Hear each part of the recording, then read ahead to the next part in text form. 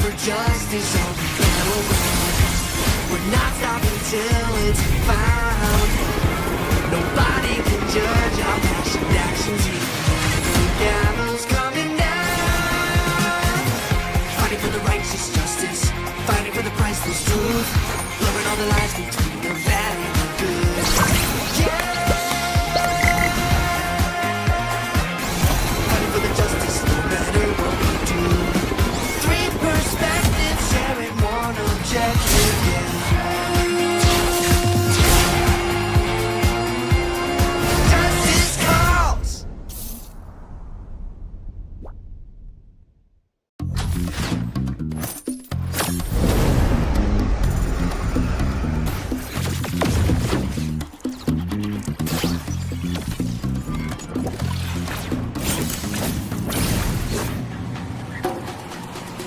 Deadly force! Jump into the showdown. No one escapes the dragon's stride. Justice No is one found. escapes the snake's fangs. No one escapes the falcon's gaze.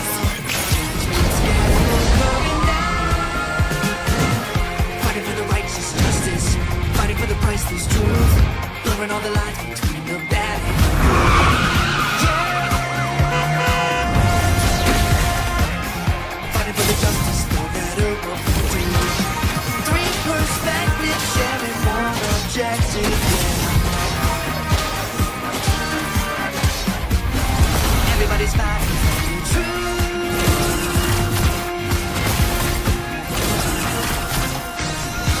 Locked in on positions from different positions. We fight with precision. The truth is our vision. Oh, oh, oh. We're taking on the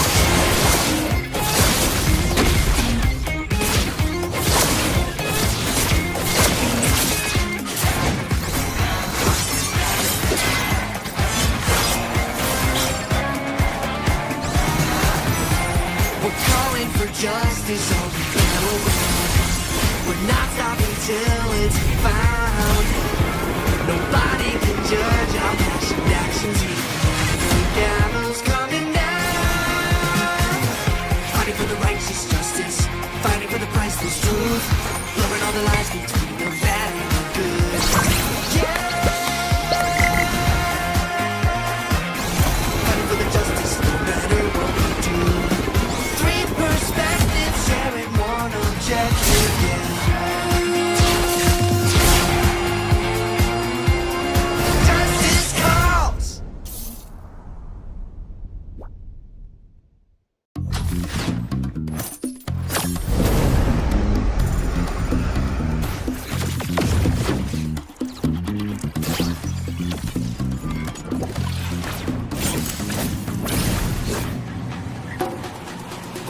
Deadly force! Jump into the showdown. No one escapes the dragon's stride. Justice No is one found. escapes the snake's fangs. No one escapes the falcon's gaze.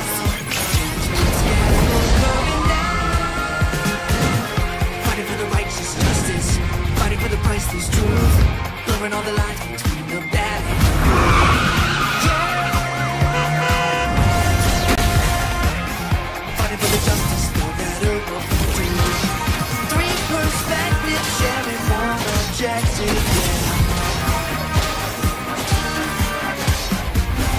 Everybody's fighting for the truth.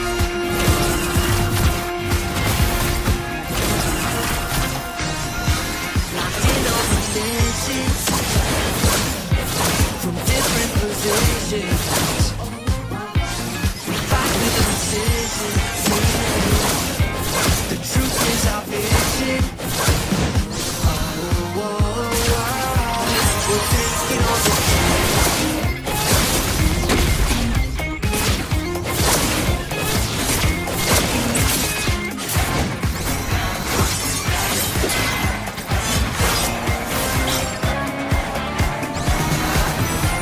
We're calling for justice on the battleground. We're not stopping till it's found. Nobody can judge our passionate actions here. The gallows coming down. Fighting for the right.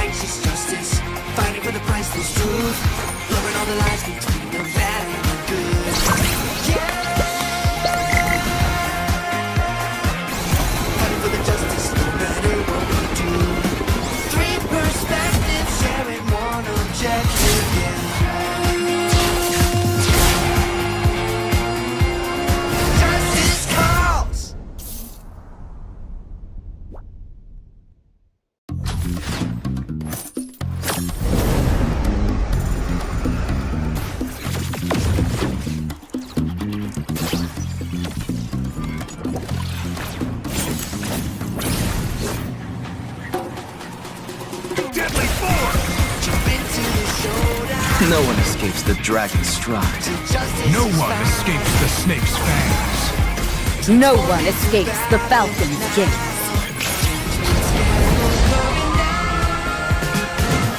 Fighting for the righteous justice, fighting for the priceless truth, blurring all the lines between the bad and the good. Fighting for the justice, no matter what we do. Three perspectives, sharing one objective. Everybody's fighting for the truth.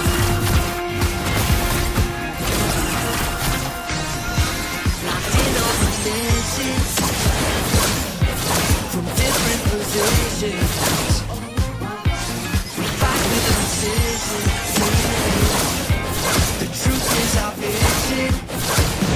Oh, oh, oh. We'll take it on the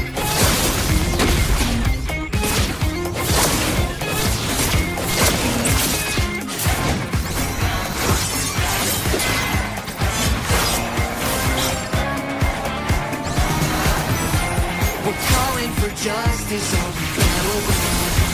We're not stopping till it's found. Nobody can judge our past actions. The gallows coming down. Fighting for the righteous justice, fighting for the priceless truth, blurring all the lines between the bad and the good. Yeah.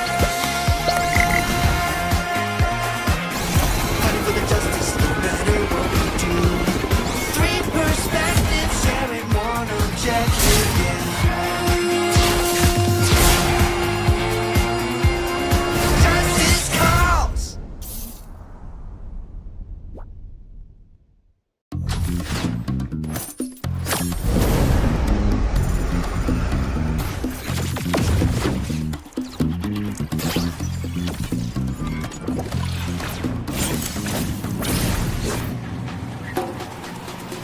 Deadly force! Jump into the showdown. No one escapes the dragon's stride. Justice No is one found. escapes the snake's fangs. No one escapes the falcon's gaze.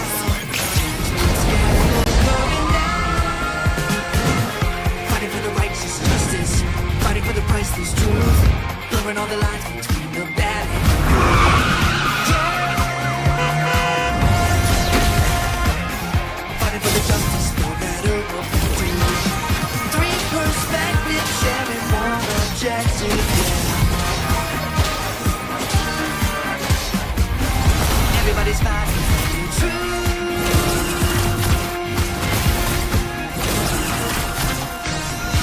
Locked in on missions from different positions. We fight with precision. The truth is our vision. Oh, oh, oh. We'll take it on the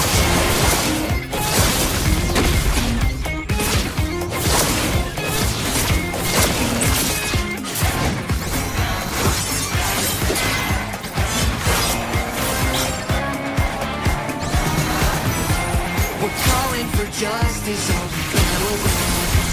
We're not stopping till it's found. Nobody can judge our past actions. The gallows coming down. Fighting for the righteous justice, fighting for the priceless truth, blurring all the lines between the bad and the good. Yeah. Fighting for the justice, no matter what we do. Three perspectives, sharing one objective, yeah.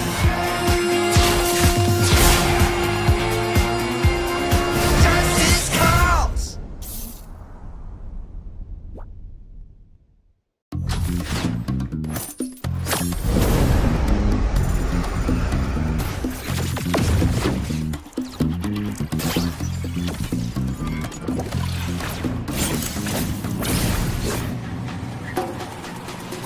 Deadly force! Jump into the showdown. No one escapes the dragon's stride. Justice No is one found. escapes the snake's fangs. No one escapes the falcon's gaze. Fighting for the righteous justice,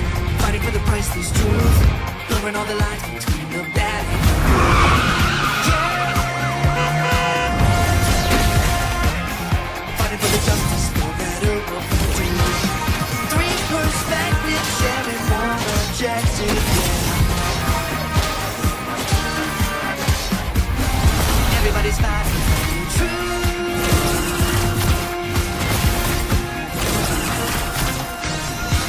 Locked in on the missions from different positions. We fight with precision. The truth is our vision. Oh, we're taking on the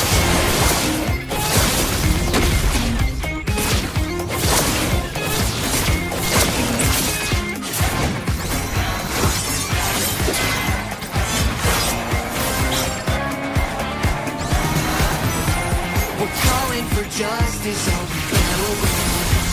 We're not stopping till it's found. Nobody can judge our passion actions. The gavel's coming down. Fighting for the righteous justice. Fighting for the priceless truth. Blurring all the lines between the bad and the good. Yeah. Fighting for the justice no matter what we do. Three perspectives sharing one objective, yeah.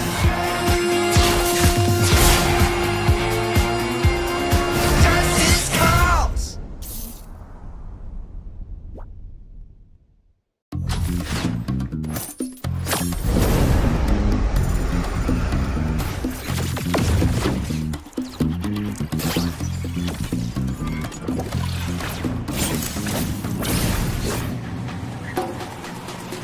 Deadly force! Jump into the showdown. No one escapes the dragon's stride. Justice No is one found. escapes the snake's fangs. No one escapes the falcon's gaze.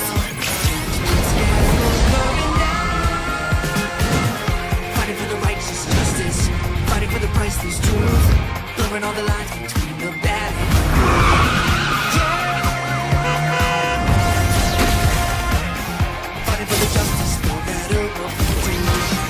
Three perspectives sharing one objective, yeah. Everybody's fighting for the truth.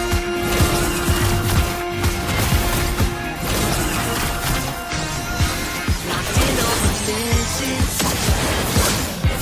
from different positions. We fight with precision. The truth is our vision. Oh, we're taking on the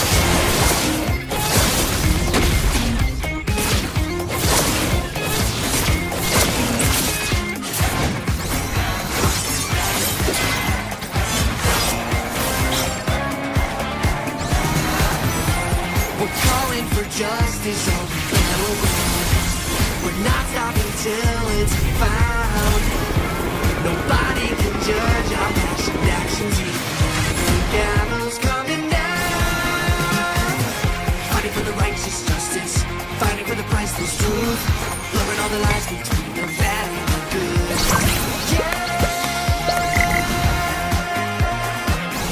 Fighting for the justice no matter what we do. Three perspectives sharing one objective, yeah.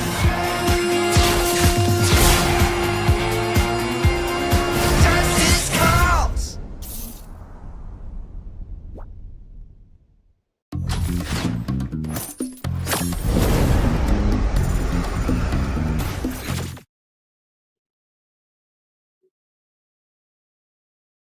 Good evening and Evening. welcome back. Oh my God. Go ahead. Re- Go ahead. We're in sync. We're in sync, of course, because we're brothers. But ladies and gentlemen, welcome to WarDrum Games present NorthEast Underdogs Tournament 2.0. Yep, this is the season 2, and we're going to be diving straight back into, of course, the Swiss stages. And it's nice to have you, Tabi.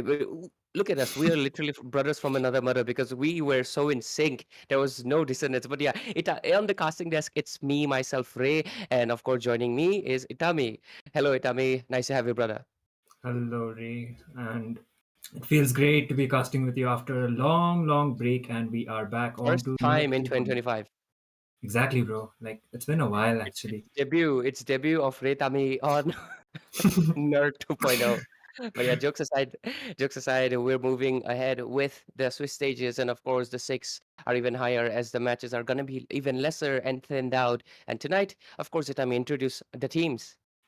Yep, it will be Team Peak to Plummet going up against Team. What do you call it? Oh my god, I'm so not so good with the names. Armageddon. Armageddon. I'm so sorry. Yep, It's Armageddon. okay, it's okay. They Yeah, they have one win and they have one loss, and so Mhm, goes for the side of Team Peak to Plummet as well. They have the same things, so see, they will be meeting up onto the Swiss brackets, and they will be trying to secure that 1 point for themselves in order to be, a bit ahead onto that Swiss brackets. So mhm. they won't be eliminated, but a lot of things are going to be onto the stake because it is a BO1. So it is risky for both of the sides. Yeah, and I mean that's the beauty of Swiss stages because that's where like points accumulate because you do get it is like a you do get second chances but you get second chances against other teams, so it's good in a way. You don't really lose out much more. In a best of three, you have to prove yourself against a team, but in a Swiss stage, you have to prove yourself into a variety of teams, and the variety of teams are the top dogs from Northeast exclusively, of course, and obviously the champion will take down the underdog as well. But the underdog brackets will start soon. Our management and production and organizers will definitely let you know when the underdogs bracket starts. And if I'm not wrong, the registrations are still open. 9 slots are still left. So if you're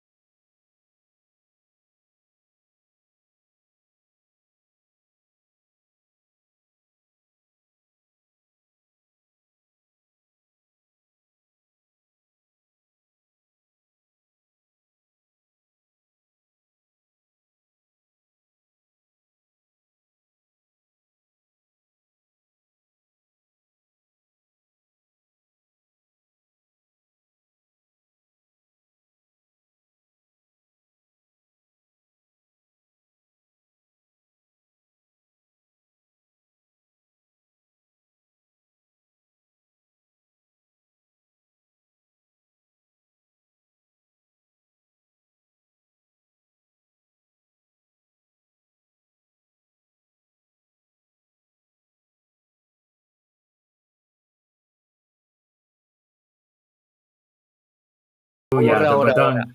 Ura Ura or the Muda Muda. I guess the Badang is getting picked out, so EXP as well as the room position can be covered up by him. And it can be quite of a chance, but Armageddon, they have two picks advantage. So they could be, going for the favorable kind of picks. The Suyo is there, the Kalia is there. Actually, a lot of options are there considering the meta as well as considering the fact that they like to go out with the comfortable picks as well. It's not only just pick to plummet with the Granger. Ito from Armageddon also likes picking out the Granger for his side, and it can be quite the case. But mostly when I have seen pick to plummet pick out the Granger, like any team which is facing Armageddon, Ito mostly likes to go out with the Moskov when he goes against the Granger. It kind of works out onto the close combat. So Moskov right now might not be the best pick. It is kind of a situational pick, but it will be depending upon how Armageddon are going to be utilizing it. Yeah, Moskov is especially a good hero of his global presence due to his SOD. If you can land SODs, you're basically a free teleportation from top to bottom any second of the game. And it also, the classic strategy of Moskov. Oh my god. There we go. Itami Yep. called it. He's a competitive player himself, by FYI, for everyone who doesn't know. He's not just a caster, okay? He has played numerous tournaments in, of course, he's from Sikkim, so he is aware. I mean, come on, go ahead and follow him. His socials are written down below. Even me, my socials are written under my name. It is Deoreja. And Itami, what's yours? IG Itami or G Itami? Yeah, I guess it's IG Itami, but okay. It is Armageddon with the Granger for the side, and You were right. But you were right Yeah. either way. Granger versus Yeah. Moscow was coming, so you called Yep. it. either way, it doesn't matter who picks out who, but it is Ranger versus Moskov onto the goal lane, and it is Hayabusa versus the Suyo onto the jungle. So both of them, mostly Suyo, he is an early game type of a hero. He will be able to engage onto those team fights, and his mobility is insane. Like that crowd, not the crowd control, but the immunes will be there, and he with his S1, he can be just dashing out and get those clutch retribution plays for his side. It will be depending upon how well Armageddon will be utilizing that Suyo. He is, one of the best junglers for the side of any of the team, and he can be combined with not only a setter kind of a tank but a support as well, like with Matilda. But for this game, Matilda is banned out.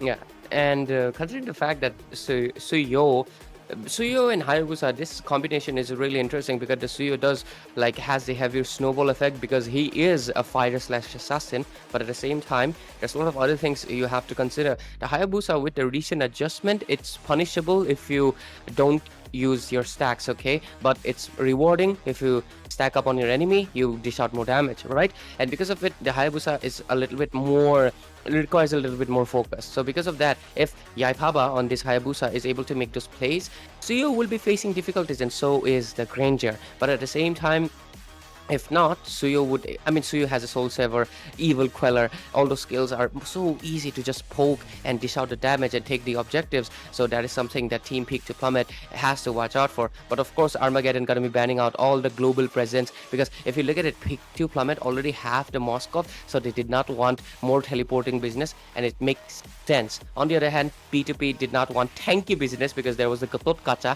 and because of it, they will just be banning out the Hylos and Hilda. But HNH. But I'm really curious, what are they going to be picking up for the mid lane? Is it going to be the Eve? Is it going to be something else? What do you think? Jushin is banned out, so not a chance. Your wife is not getting picked out, but okay, Good. there are Thank you, other. girl. Yeah, definitely. And there are other options actually against the Sicilian. Louis would have been working out, but both of the Luo as well as the Chip, the global ultimates you said. Okay, of course. Oh my god, the Farsa will be picked out apparently. I forgot So about it. those. Yeah, Feather Day strikes will not just be engaging onto those team fights, but it is actually good for lane clearance as well from a safe distance. So Farsa is actually a good pick here. And if Tigreal comes up with a really good implosion plays onto 2 or 3 people, and the Farsa connects with the Feather Day strike, then it will be, a GG kind of a combo, like combination. It can be happening. And one thing I noticed from the side of Team Peak to Plummet, three of the heroes are more of a set of kind of heroes. Like they are mostly team fight reliant instead of 1v1. The Badang with those fast cracks, Farsa can be engaging, and Tigreal can go out with the implosions as well. Hayabusa, he can take short solo kills as well as dive in and get the kill secured. Moskov, he needs to be farming it out. He needs to get that Trinity build in order to be more impactful onto the game. Absolutely, and a close of the draft with the CC. CC is more of a, if there is not enough tanks into the front of the lineup, because CC is where that shine. I mean, she shines the most. She usually becomes a utility. Her job is to connect two primary targets with the curtain call, right? Basically, either connect perhaps the Hayabusa and Farsa, maybe connect the Moskov and Badang, someone, right? So they can lock into it. And not to mention a well-timed curtain call with Hayabusa connecting to another one, he cannot use his ultimate. So you'd easily be catching him up. So I feel like if they're planning to use CC in a utility kind of way, maybe going for the tank build is much better, because if not so, I think the CC will get bullied a lot, because there's the Moskov, there's the Badang, so much CC against CC. So they need to watch out for that. Definitely. And if you ask me, then the late game kind of a composition is more reliant for, because they have the Sicilian as well as the Granger for their side, and both of these heroes, they are completely stack as well as item reliant. So it will be taking some decent amount of time to them to be more contributing onto that match. If they are fed quite early, then it can be a different case. But for now, I guess early game wise, Pick Diplomat might be having quite of an advantage, but it will be depending upon how they will be executing it. So I guess we are on to the land of Dawn already. For now, they will just be focusing on to their basic rotations. It will be a best of one, so it will be a bit risky for both of the sides. Absolutely, best of one, no second chances. You gotta give your best. Set into the casting desk. Myself, Ray. Joining me is, of course, Itami. Our duo is making debut on WarDrum Games Nerd 2.0. So why not call your friends? Maybe the veterans who remember us casting together back in 2024. So call your friends who remember us, okay? Okay, but yeah, jokes aside, it's Armageddon versus Big to Plummet. Reminding you again, because this is a best of one, and both of these teams are basically really good into not just ranked but also tournament scene, and they are in the top dog brackets, and they have to prove themselves to be worthy of matching with others. But already we can see a lot of poking left and right, some winning, some won out. But yep, we will soon see the first engage on the turtle that will be coming in 2 minutes. I mean on 2 minute mark, but 30 seconds left. Definitely. For now, no first bloods drawn, and the objectives are being more secure. The level 4 mark has already been reached out by Charlie Brown as well as this Hayabusa apparently. So they will be trying to focusing to getting onto the turtle. And right now they might be trying to engage onto the side. The folks are going on. The shadow comes up. Or shadow kill was used out by that Hayabusa, but still the damage will not be enough to take anyone down. Not enough damage, because that's what's gonna happen in the early game. It's only 2 minutes in. The first turtle spawns in. Charlie Brown having that Suyo means that he's gonna be able to just secure the turtle. And Hayabusa is just not there. So I don't know why he went to it, but oh, look at the curtain call. Curtain call as well as the SOD did connect, and this time Ryota as Ryota will be able to get a kill, and that will be a 2-for-0 as well as the turtle being secured from the side of Team Peak. Armageddon Esports actually, and that was quite a good trade if you ask me, because they got the turtle as well as 2 members from the side. No one noticed that. No one noticed was there. That's a nice name. That's a nice name, honestly, Kator. Good, clever call. And his name in short is also non-NON. So yeah, just a clever bit of wordplay. But 0 for 2, under 3 minutes. Armageddon showing their early prowess over Peak Diplomat. But of course, just like you mentioned, the late game composition is more into the hands of P2P, so maybe you will see some engage, because that Bones boy is looking for something but doesn't really find the angle to do so, as Hayabusa still has the shadows. But maybe this is the green light to commit to it. Aizen giving some information. Maybe they want to go in, maybe they want to go out. Let's just see. No one notices, trying to sustain some damage, but it won't be able to get a kill as well. That will be a 2-for-0 once again. Quad Shadow comes up, but it won't go out with the OG Shadow kill.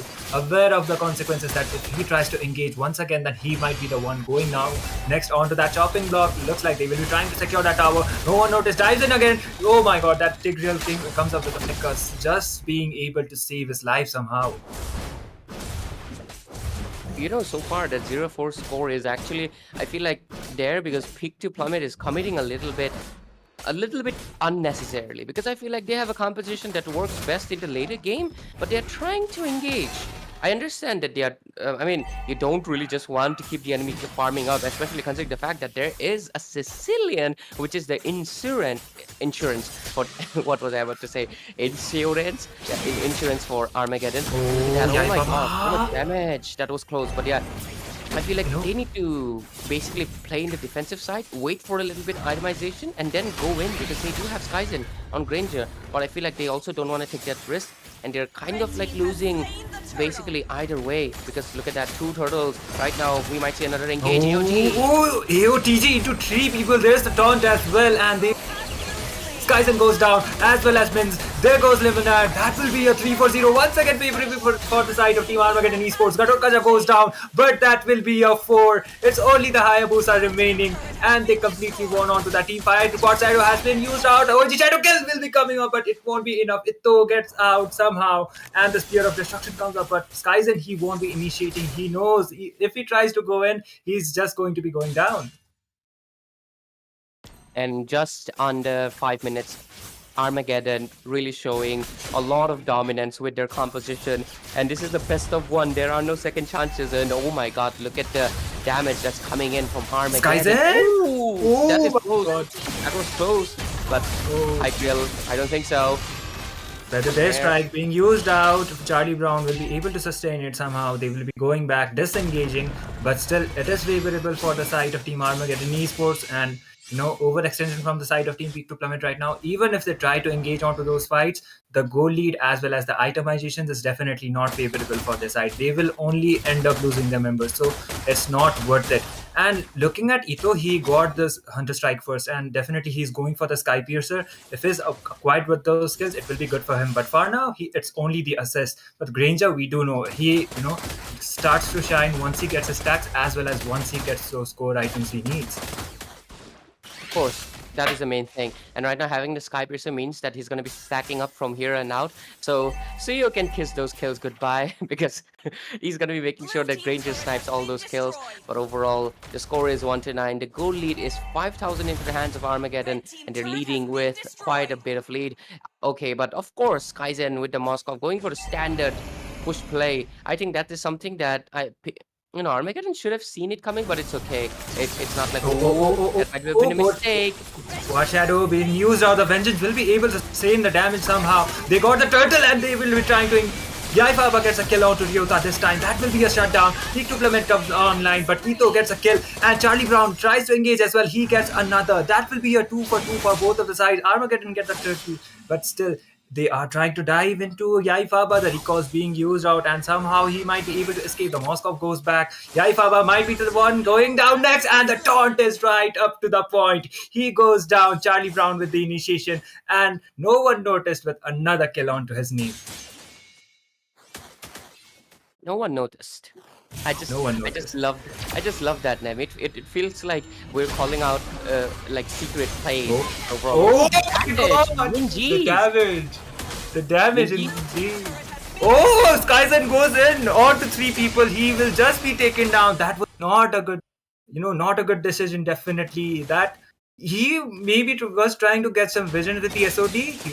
Most probably he was not trying to teleport, but that was so unfortunate, man. He just got taken down by 3 people onto there. I think he's trying to save the tower somehow, but he won't be able to do so. The damage is not there. The Feather Tail Strike being used out of that Farsa in order to clear those lanes, but looking at the itemizations, I do believe Armageddon Esports are way ahead compared to the side of Team Peak to Plummet at this point.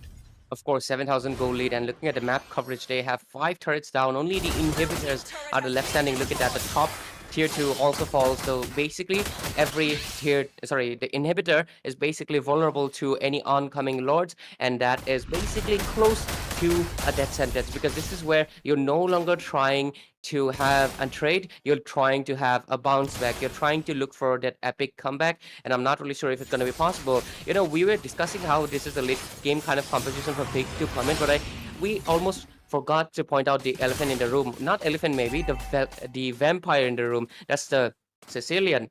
And because of it, Yeah. stacking damage is just going to be increasing the minute goes by. And then 12-minute mark, Sicilian damage would just be so much that I don't think even Luminaire would be able to take it into the face. And because of that, I feel like they have really slim chances of winning this out. Peak to plummet, sitting at a massive deficit of 3 to 14. The goal lead will only rise up as the time goes by, and the Grangers stacking damage, the Sicilian stacking damage, and there's also the front lining that's coming in from No One Noticed, as well as Bronze Boy, and of course Charlie Brown's peel. So many things that they are not prepared to do. So okay, Sicilian has decent stacks, but I would honestly, Ryota, I hope he increases his stacking game a little bit more. But yeah, not bad, but could be better. But the Lord walks in from the mid lane. Let's see if they can defend it. They do have the blessings to make sure that the shields in the base to make sure they stop a wave. But let's see how good it works out because Lord walks in. Lemonade? Prepared. Lemonade will be going back and the shield will be popping off. Oh my, that was. And the Death Sonata will be securing the kill somehow. They are trying to bark out onto the tower. Lemonade might be trying to engage, but the Bat Freeze comes up. The Purify has been used out. It won't be working out. The Implosion has been cancelled out completely. They are still trying to engage, and looks like Skyzen, he is trying to dish out some damage, but the damage will still not be enough. Armageddon Esports, they are trying to end the game as soon as possible, but from the mid side, the minions are marching, and it's only the 3 members from the side. It's 4 right now for the side of Team Peak to Plummet. They are trying to pull up a desperate defense. The Feather Strike comes up in order to clear that lane. He goes down. Nito gets a kill once again. The Yo-Yo Blaze out the 2 people. They are completely barking down the crystal, and Armageddon Esports takes the win. It only took them the Lord. The lane sinking was up to the point, and they will be able to get the point. They get the point into the Swiss stages. Team Armageddon, despite the setbacks that showed yesterday, despite the doubts that were raised yesterday, they were able to immediately bounce back, show that they're that team for sure to watch out in the competition. This time around, maybe it's not Peak to Plummet, it's actually Team Armageddon. And no one noticed, but Armageddon might just be that dark horse. I'm calling them dark horse because their performance is immaculate. They're really playing beautiful against all the other squads. And it's just about time until they meet the toppest of top dogs. And I would be love to see their performance against them. But overall, what I would like to say is that yesterday it looked like it was some draft issues, maybe some connections issues that happened, and because of it, they were stepped back. But tonight they are optimal. They played their best, and they were able to show. I mean, Peak Deployment is not a team that you can take it lightly. But yeah, Armageddon showing their dominance, showing their prowess, gets the match point into the Swiss stages. And that's about it for this game. And honestly, anything you want to mention?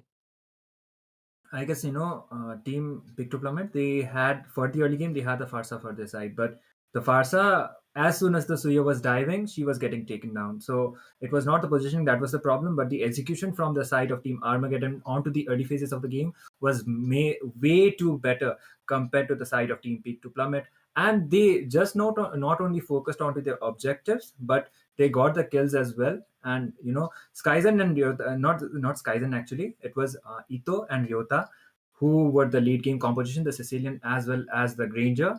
Even if they are late game kind of heroes, they completely decided to rely on to the Suyo as well as the Gatukaza for the early phases of the game. And Gatut, he did really well with those taunts. And as soon as the taunts were landing, Suyo was able to find the 2 or even the 3 kind of trades, and it was favoring for the side of Team Armageddon Esports. So early game wise, they dominated and they didn't wait out for the late game, even if they had the heroes for their side, the late game heroes for their side, and that was definitely a wise decision coming up. So disciplined play wise, Armageddon W for them. Yep, W for them as they're going to be getting a match point. And with that, ladies and gentlemen, we'll obviously have to take a short break because we have to make space for the next 2 teams that are going to be coming in. And this time around, guess what? It's going to be a best of 3 series instead. So the stakes are going to be even higher. It's TKY versus Phoenix, if I'm not wrong.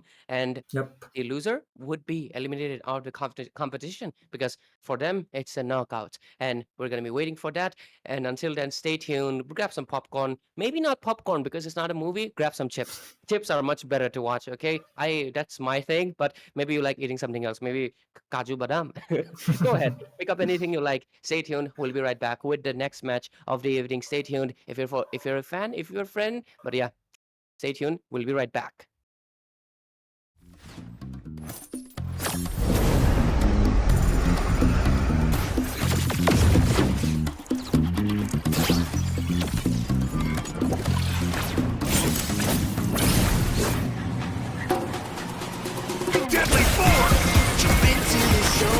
No one escapes the dragon's stride. Justice No is one found. escapes the snake's fangs. No one escapes the falcon's gaze.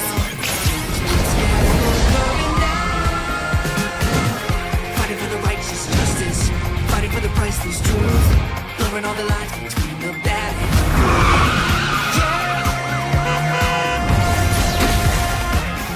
Fighting for the justice, no matter what we do. Three perspectives, sharing one objective. Everybody's fighting for the truth.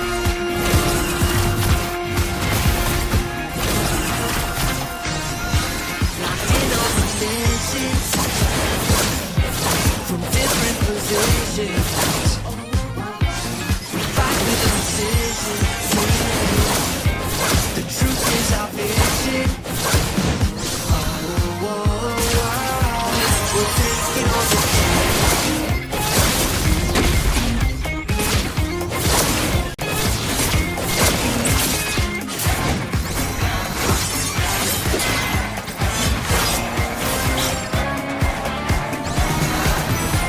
We're calling for justice all the way.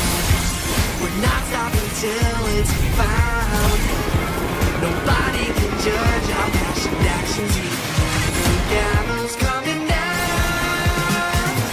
Fighting for the righteous justice, fighting for the priceless truth, blurring all the lines between the bad and the good. Yeah. Fighting for the justice, no matter what we do. Three perspectives, sharing one objective, yeah. Justice calls!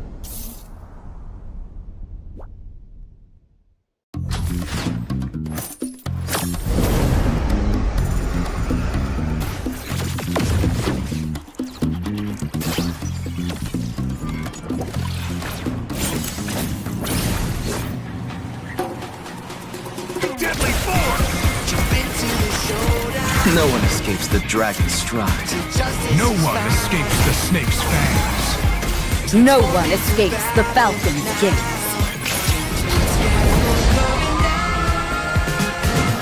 Fighting for the righteous justice, fighting for the priceless truth, blurring all the lines between the bad and the good. Fighting for the justice, no matter what we do. Three perspectives, sharing one objective, yeah. Everybody's fighting for the truth.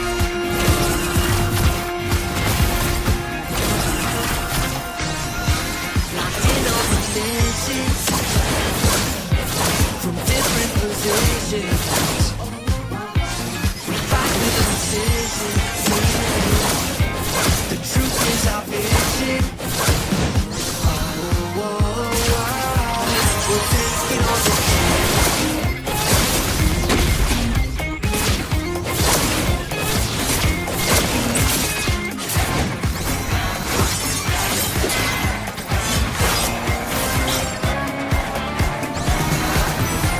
We're calling for justice all the way. We're not stopping till it's found. Nobody can judge our passionate actions. The gallows coming down. Fighting for the righteous justice, fighting for the priceless truth, blurring all the lines between the bad and the good. Yeah. Fighting for the justice, no matter what we do. Three perspectives, sharing one objective, yeah. Justice calls!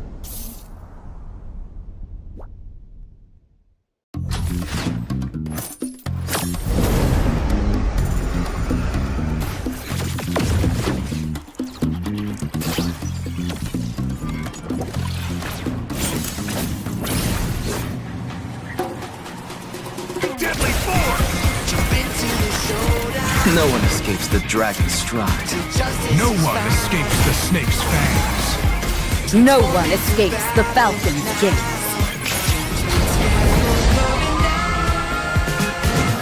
Fighting for the righteous justice, blurring all the lines between the bad and the good. Yeah. Fighting for the justice, no better world. Three perspectives, sharing one objective. Yeah. Everybody's fighting for the truth.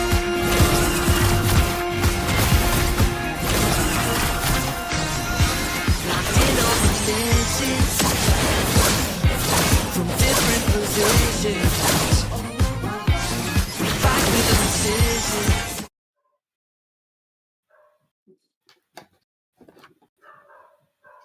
And just like that, I mentioned a short break, and we are back immediately with WarDrum Games present Northeast Underdog Tournament 2.0.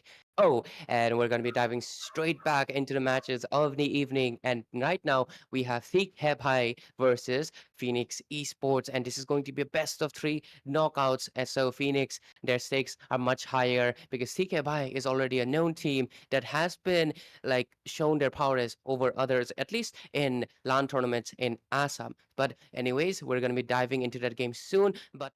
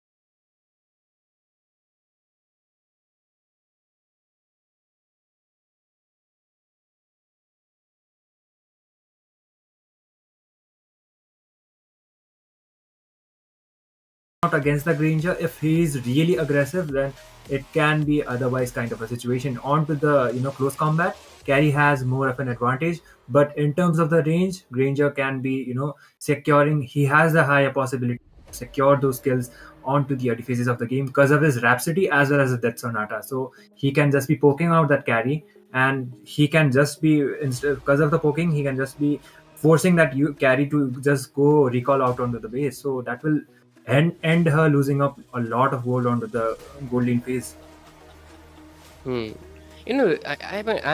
I'm acquainted with TK High, and this is a lineup that is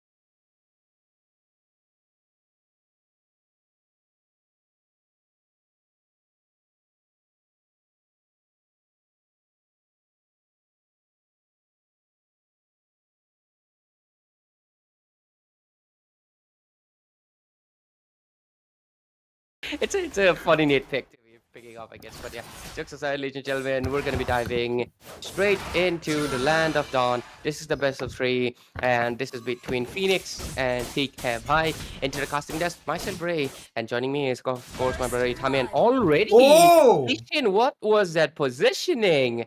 You got taken down, first blood. First blood, Vexana's early game is definitely disgusting, I would say. Disgusting in a way, it's really strong. So that Yes. burst is definitely going to be bursting out that Matilda. She doesn't have any defense items whatsoever, so she is a support at the end of the day, and she won't be able to sustain it. Looks like the quad kill, quad shadow has been used out by the Hayabusa. He goes in with the OG shadow kill, but the damage will still not be enough to take down that Martes. But Phoenix Esports, they already got quite of an opening for themselves. Quite of an opening, right?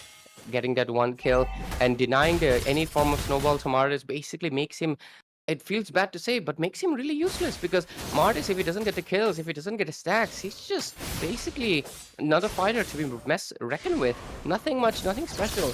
And that might just be something that they need to watch out for. But so far, it's working out good for them. Let's just see how it plays out. The turtle is up. Hayabusa has a better chances of stealing the turtle, but there's also the crowd control immunity that comes in for the Martis. But one weakness Martis has, early game, he's also quite squishy, very susceptible to be getting busted down himself, which is of course something that the Hayabusa has, and I really love his name. It's something that most people will not be able to pronounce because of how mouthful it is. But oh, the engage is going to be coming in. Look at the zone out and the information provided. Might just see the engage soon. Dishin better watch out because oh, Badang, he's looking for the angle. He's looking for a chance. Oh, pick up play. Pick up play as well as the fish crack being used out by him, but still the damage. Glorious pathway has been used out. Goes in. The turtle has been contested. Lucas gets a kill as well. That will be a 2-0 for the side of Team Phoenix Esports. They are fighting back and looks like they will be able to secure the turtle as well. Beast Bomb comes up from the Lucas. He is trying to engage onto that turtle fight, but at what cost? He will just be ending up losing his life. That will be a 3-0 Phoenix Esports, they got the turtle as well as 3 members for the side. So early game wise, they are definitely leading. It is pretty impressive how it's against snowball composition of the Matilda. They're just working really well. And I feel like Gishin is a little bit finding it hard to position himself against Team Phoenix. Even though that, charge coming in from Badang was really good. Pantheon, huge props to you. Their team was just not able to find, Opening. the opening. And also, there was just not enough damage. And if I'm not wrong, the Oh. name of Hayabusa is, what do you say, a reference from a character in Bleach, right? Yep, definitely. Yeah, sure. Uruki or Asakurda. I guess that's the Espada, I guess. Most probably, if I'm not wrong. But anyways, coming back onto the game, and Phoenix Esports, they have slight of a goal lead as well as the objectives quite being favorable for the side. Hayabusa might be trying to engage onto that carry as well. She is aware of the fact that 2 people are there. She is trying to clear those lanes, but Matilda, she might just dive in. There are 4 people. There comes the Eternal Guard, and she will just get bursted down. The flicker has been used out. Somehow she escapes and she somehow saves her life. But the gold tower will definitely be going down. The gold shield is almost up. She didn't lose her life. The flicker has been used out, but that was actually a clutch play. I definitely thought she would have been taken down. Yeah, I just feel like the carry is just not gonna work out until there's a very late phase. For a simple reason, that's how carry works out. You want the late game, you want the item spike to dish out the damage, and also carry is a lot more in the face kind of a marksman because she really has less of a range, and Granger is basically full on range. Look at that. This is what I was actually talking about. Like even though the fact that Valentina can copy the ultimate, it's basically like, oh, you can copy my skills, but you cannot copy my essence and aura. And because of it, the damage and tankiness, Valentina just doesn't get it. So the only way to build Valentina is to build like a basically identical to Lucas. That's the only way you can technically win it out. But just as I speak, the turtle also gets taken down. But a lot of engages. But Martis gets taken down right now. The glowist pathway. Being used out by that high loss. There comes the first crack. Badang is still trying to disengage, but he will be taken down on process. The burst is way too much, and Hayabusa will be able to escape. Somehow the Matilda goes down as well. It will be a 3-for-0 once again, as well as the turtle going for the side of the Phoenix Esports. And as you said, Valentina, even if she copies the Lucas ultimate, she won't be able to sustain the damage that is coming up. And look at the Lucas engaging, and the Badang will be going down. Carry goes down as well. That is an unofficial wipeout. 2 of them gets taken down as well. Phoenix Esports with a complete rampage at this point, but Martis will finally be coming online. The Ashura King gets his first kill against that high lows, but he won't be over engaging, knowing the fact the Granger as well as the Vexana, they have enough burst to actually take him down.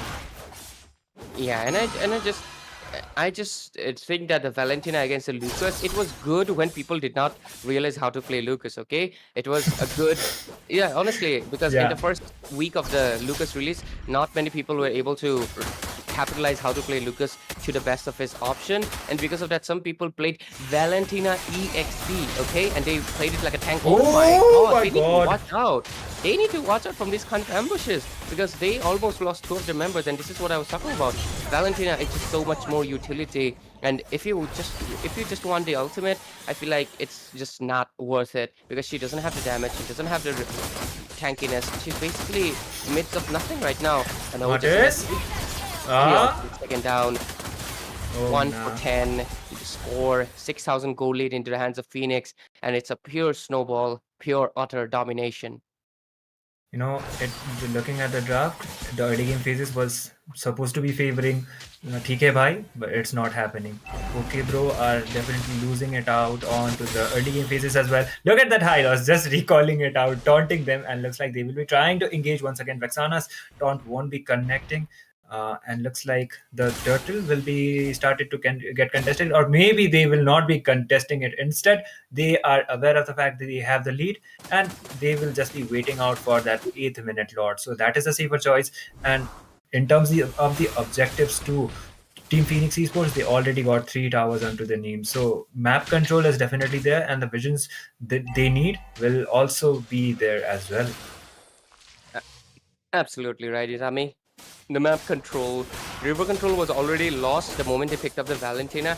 I mean, it's not that I have anything against Valentina. It's the sense that she's not a good pick in this game because Valentina doesn't have River Control. She has a weak wave clear. The whole point of Vexana was picked up is to have a dummy, as well as the fact that to what do you say, have better wave clear.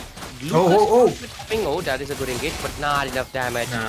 That's a tank Badang. He needs the backup, but that's the point. It's a Valentina, no damage. What can Badang do when the mid lane is not a burst? I feel like at this point, Valentina needs to copy that Vexana ultimate. That's the only possible way a team can provide right now. But she's not doing that. She's copying the Lucas ultimate, even though it's a short cooldown, and not using it. So, because how can she use it? There's just no chance, no gank. And she's not tanky enough to beat a frontliner because that's what Lucas is. So I feel like she needs to give up on this Lucas mentality, copy the ultimate from the Hylos or at least the Vexana, and provide some aid for Martis to gather a kill and to carry to the shot of damage. Or if not, they're gonna struggle and this game would be over before 12 minutes. Exactly, and it actually might be over if they get a potential wipeout. So it's only the tier 3 2 towers as well as the inhibitor for the side of Team TK. The defense is definitely not going to be easy. They will be ending up losing a lot of towers or maybe even the game as well.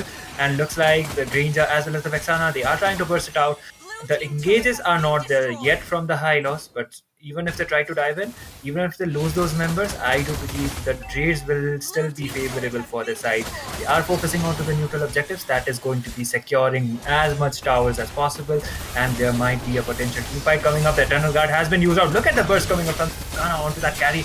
Looks like the Lucas will be going in with a beast form being used out. The OG Shadow Kill will be used out onto that Badang. He gets taken down. He gets the double. Valentina goes down as well. The Circling Eagle comes out from the Matilda. Finally a shutdown onto Ukiora, but Ukiora will be going down. But still the Matilda goes down as well. It will almost be a complete wipeout. Martis is the only member remaining. It will be a triple, and Team Phoenix Esports take the first match with utter annihilation of a domination. They did not give Team TK any chance to bounce back. There was just no moment that you would think that they have the chance to make the comeback, because from the minute 1 to the last, Team Phoenix Esports, they were not the Phoenix here. They were the ones who were absolutely on the kill, and they ended the game, just like I said, before 12 minutes. I think it ended before 10 minutes even. It was really impressive. Full domination, and I feel like a lot of it lied down into not having a proper mid lane control, not utilizing the Matula to the best, and having a poor choice of a goal lane into the against the Granger. Because against the Granger, you want a target that moves fast, like the Irithel, or you want someone like the Irithel or the Harris, or you want someone that outranges the Granger, and that's the whole point. Carry, if you're picking up the carry against the Granger, you're going to be needing a lot of babysitting, but the babysitting was also not there because of the poor mid lane choice. I feel like a lot of mistakes were made for the draft side of TK, which obviously plays into the macro part. So I think they need to fix it into the game number 2. If they do not do so, I feel like there's a really huge chance that they will just be getting clean sweep, because it's not looking good. I know best of 3 means that there are chances of redemption for you to make a reverse sweep. Of course, it's always possible, but looking so like absolutely demolished in just game number 1, that's not a good news for them, right, Itami? Exactly, and looking how the BO3 is going, TK they need to come up with a real strategy, or else we know like what is going to be happening with them. And Team Phoenix Esports looks like they came up prepared. They are aware of the consequences that if they end up losing the series, they will be eliminated from the North tournament, and definitely that is the one thing you're trying to avoid, and that is what Phoenix Esports is doing right now. Like you said, Absolutely. Valentina would not be a great choice. Just for the Lucas, they decided to go out to the Valen, and it didn't work out at all. Yes, So early game wise, Martis, they had the Martis for the side as well, and Martis he was supposed to engage a lot, but Phoenix Esports they made sure the Martis is not getting that space that he needs, and that of is what course. exactly happened, and they were not able to capitalize onto that advantage. Phoenix Esports just took out the game, and hopefully onto the second game we will be seeing some kind of a competition. Maybe TK comes up with a reverse kind of a sweep, but for now I Yeah, guess that would be soon. great. Exactly. That would be great if like the first game was like, oh, we were just playing, and suddenly they're locked in. They're locked in. They come in with a full on like lineup that absolutely smothers the hands of Team Phoenix. That would be great. I'm not against Phoenix. It's just the sense that competition is good. It's nice to see a team clapping back, and we would see a game number three. But I'm not really sure if TKBI is prepared because I feel like their lineup was a little bit too weak in the first game. Because of course, if they want to be into the top dog brackets, you got to play like the top dog guys. Come on, and of course they're invited here to give the best, and I feel like it wasn't their best. So I hope they can give the best in the second game because Phoenix they are not holding back, and that's what you need to do when it's an elimination round. You got to make sure that every decision you make counts, especially the draft, because it's the macro and it is 90% of the game already being decided in the game, right? I mean, sorry, at the In the beginning draft. of the draft Yep. stage. So they better watch out. And we're going to be diving straight back into game number two for 3 High versus Team Phoenix. And there we go. I just love this transition. It looks nice. And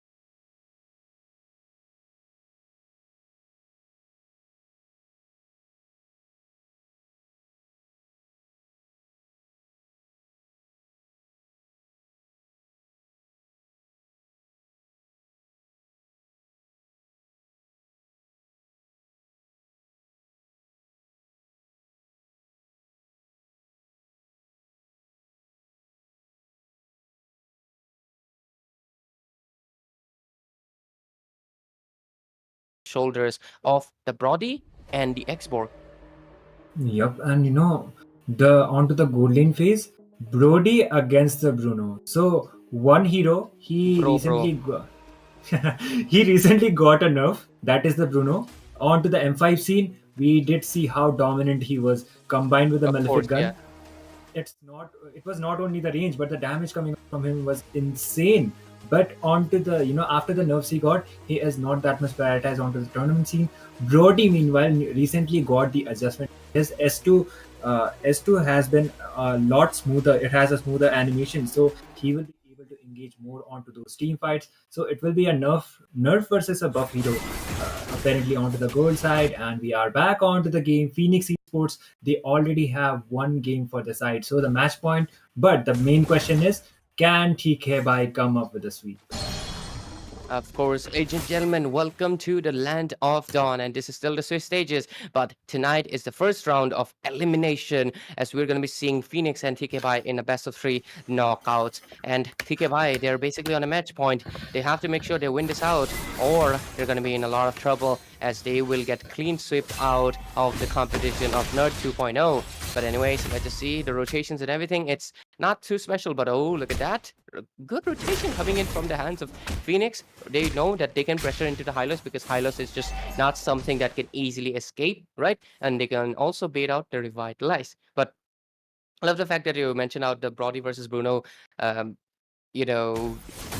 the 1v1. I feel like it's a 50-50, especially because of the Brody recent buffs.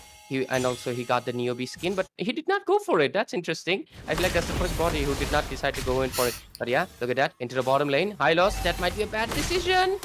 Oh, he gets ganked out by 3 people. The Revitalize has been gank out the damage somehow. But the Sanguine Claws as well as the will be enough for him to be taken down. The first blood going out for the side of Team Phoenix once again. Nolan gets the first blood, so the assassin jungler is definitely going to be having higher advantage when it comes to the team fights, and looks like it will be an uncontested victory once again for the side of Team Phoenix Esports. Matilda was trying to play some poking games, but it will, she doesn't have the backup, she doesn't have the initiations, and she doesn't have the level 4 mark yet. Just yet. But oh, look at Xborg. He's just getting absolutely shattered. And not having the armor. Oh my god, Bara almost took him down solo with a tank build. Although here comes the high loss with the fashion ramp. Let's see what happens. Oh, Infernal Pursuit also being used out by that Phobias as well. Nether out by that goes down, and looks like they will be trying to engage once again. It won't be happening. Urukiora gets another kill. It will be a double, maybe even a triple, but okay, Urukiora is not onto the position. Ryu Kenji gets taken down. It will be a 2-for-1 this time, still favoring for the side of Team Phoenix Esports. They just decided to gank out onto the purple buff apparently, and looks like they got it as well. Absolutely. 3-for-1 score and 1k goal lead into the hands of Phoenix. They're leading on with a comfortable zone, but I feel like the real stand of an Ube relies sometimes on the snowball, but sometimes on the late game. But oh, very aggressive from Panic. But oh, look at that. We might just see the blast coming in from Xborg quite soon. Retribution being used, but the shield down! The shield is down. Unlucky.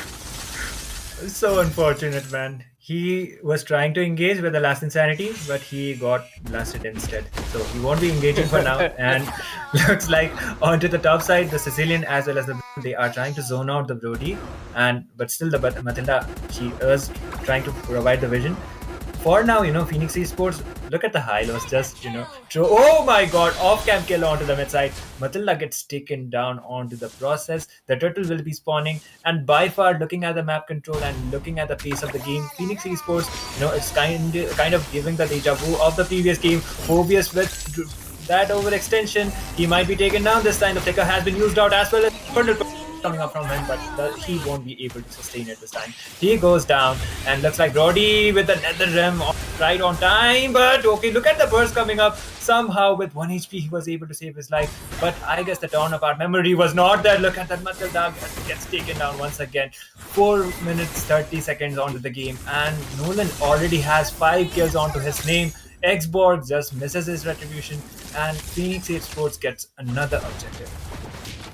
And considering the fact that all 5 kills on the board is basically onto the hands of Nolan, they already got the snowball that they needed. And with an assassin, that is just a clear game. I did not understand Gabby, that positioning, but he maneuvers in and out. That was good. That was pretty good. But let's see. Can they do it?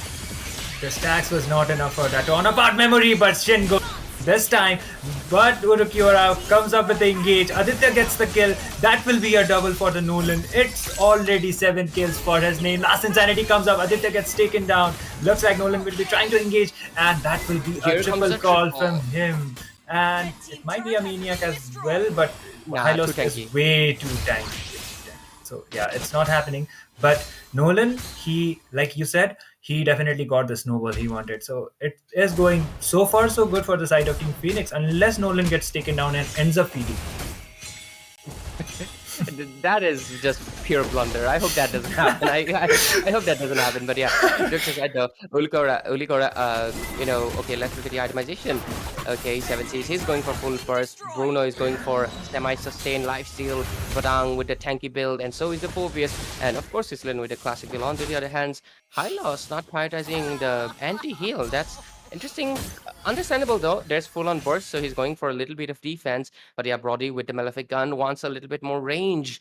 Let's just see. Mathilda is going to be really crucial, and so is the Faramis' build, because they need those items to give out more heals, more sustain into their build. But yeah, the fact that if Nolan built the Skybracer first item, he would basically be max stacks right now. That's the amount of snowball that he has created. And 100 stacks for Sicilian under 5 minutes as well. Really impressive number.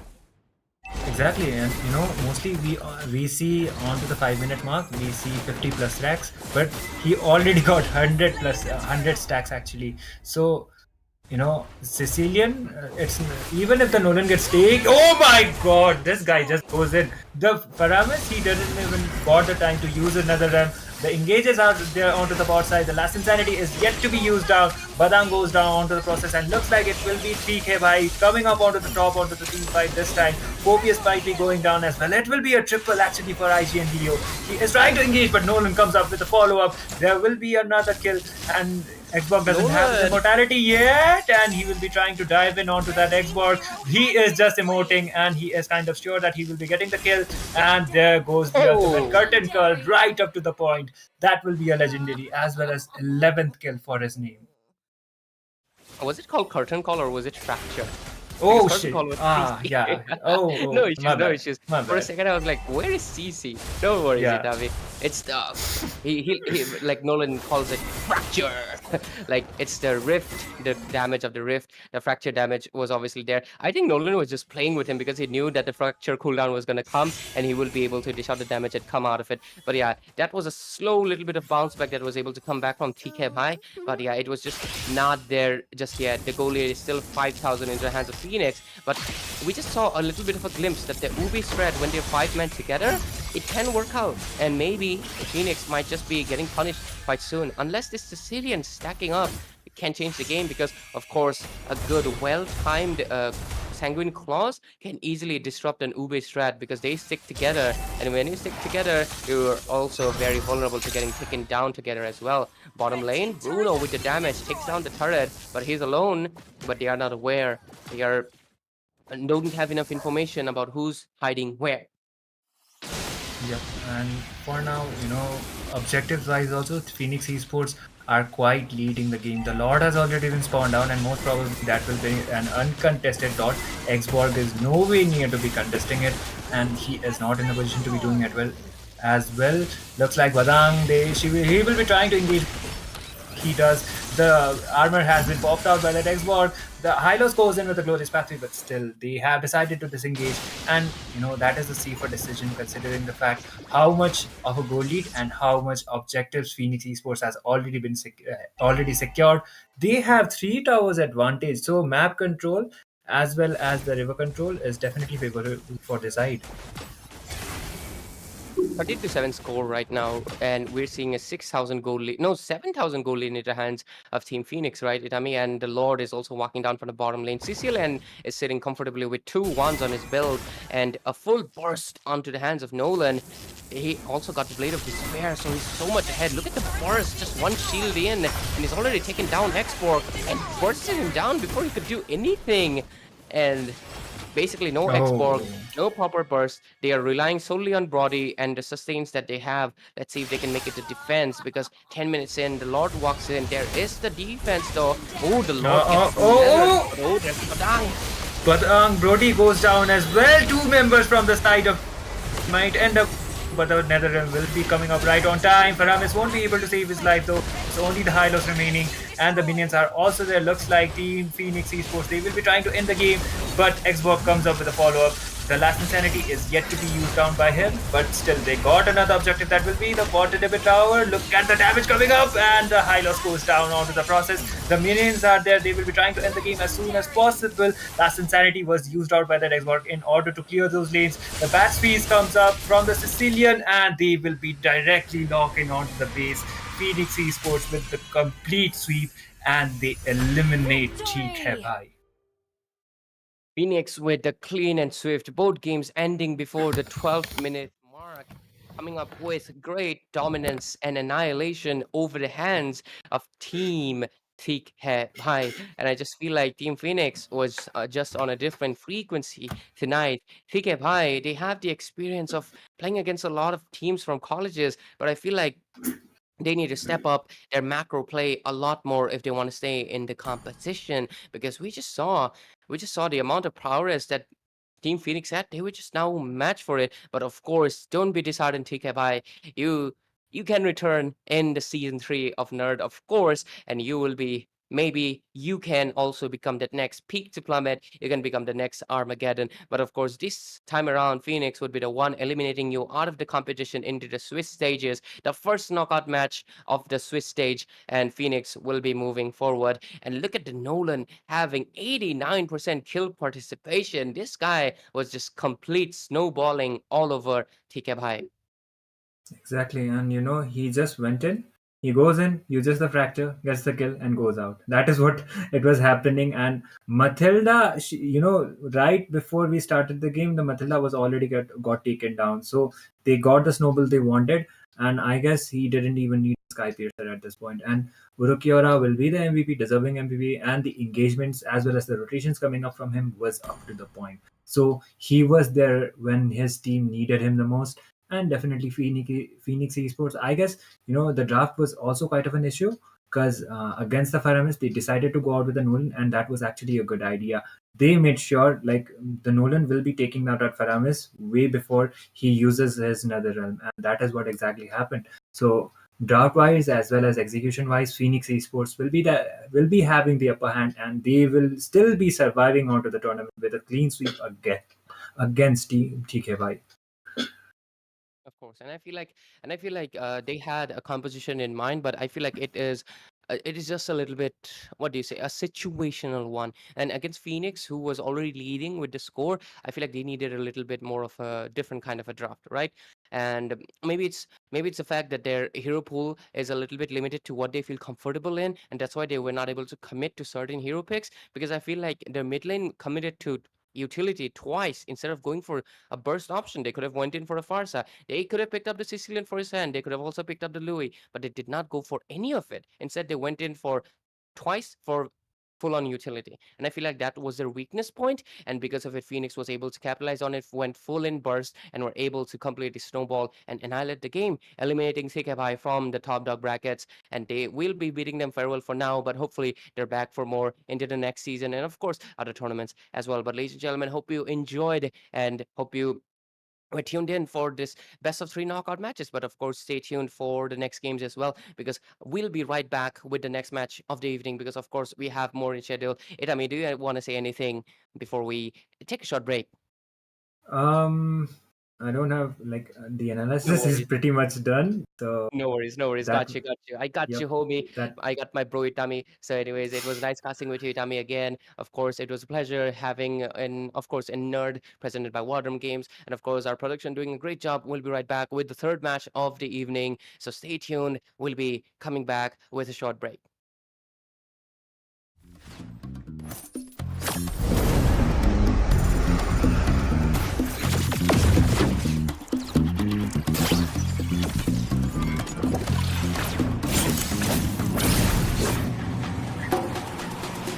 Deadly form. Jump into the showdown. No one escapes the dragon's stride. Justice No is one found. escapes the snake's fangs. No one escapes the falcon's gaze.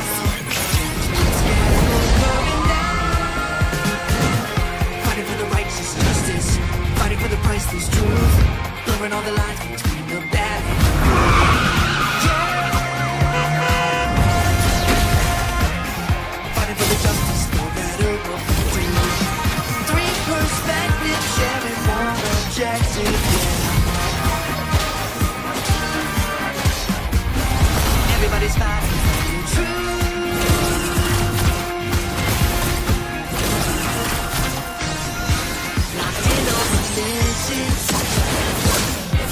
From different positions, we fight with precision. The truth is our vision. Oh, oh, oh. We're taking on the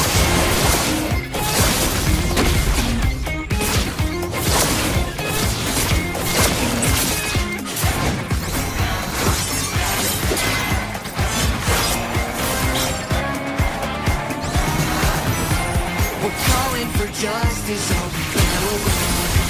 We're not stopping till it's found. Nobody can judge our passionate actions here.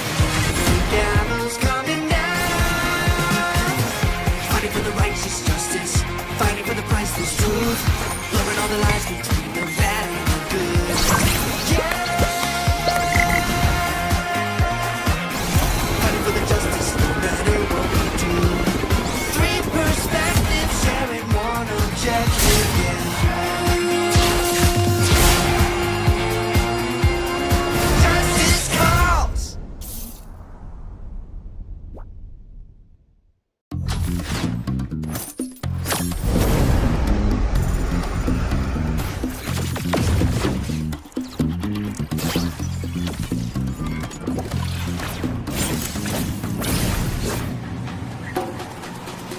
Deadly form.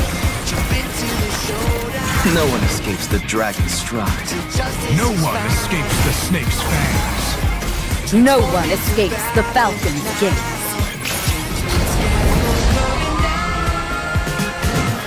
Fighting for the righteous justice, fighting for the priceless truth, blurring all the lines between the bad and the good. Yeah.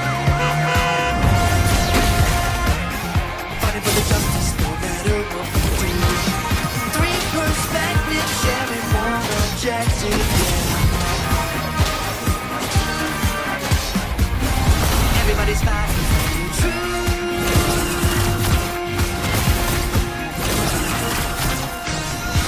Locked in on positions,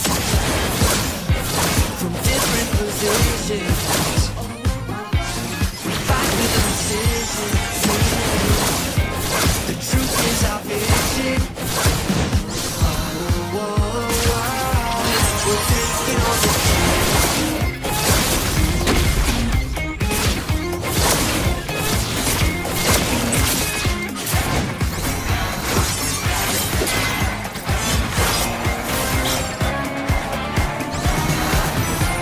We're calling for justice on the battleground. We're not stopping till it's found. Nobody can judge our passionate actions here. The gallows coming down. Fighting for the righteous justice, fighting for the priceless truth, blurring all the lines between the bad and the good. Yeah. Fighting for the justice, no matter what we do. Three perspectives, sharing one objective, yeah.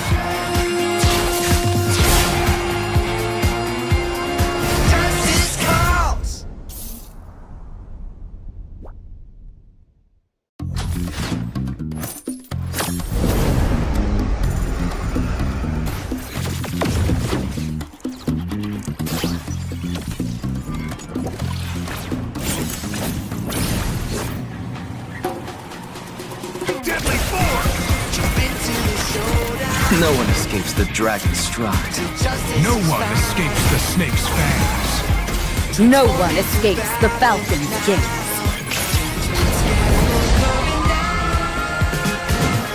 Fighting for the righteous justice, fighting for the priceless truth, blurring all the lines between the bad and the good. Fighting for the justice, no matter what we do. Three perspectives, sharing one objective. Everybody's fighting for the truth.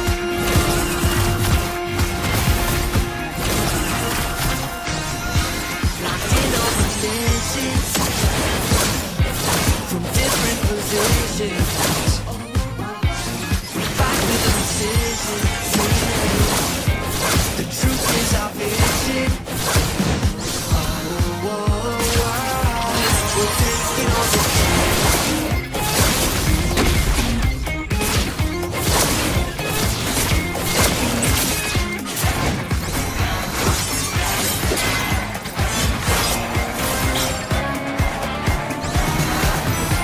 We're calling for justice on the battleground. We're not stopping till it's found. Nobody can judge our passionate actions. Even the gallows coming down. Fighting for the righteous justice, fighting for the priceless truth, blurring all the lines between the bad and the good. Yeah. Fighting for the justice, no matter what we do.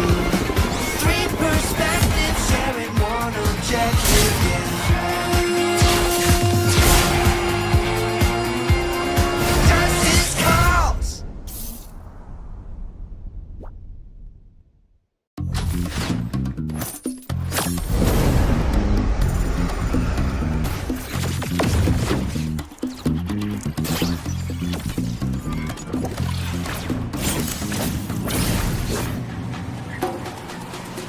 Deadly force! Jump into the showdown. No one escapes the dragon's stride. Till justice No is one found. escapes the snake's fangs. No one escapes the falcon's gaze.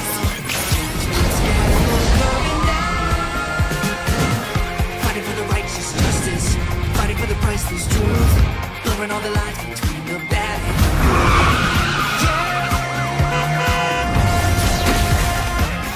Fighting for the justice, no matter what we do. Three perspectives, sharing one objective, yeah. Everybody's fighting for the truth.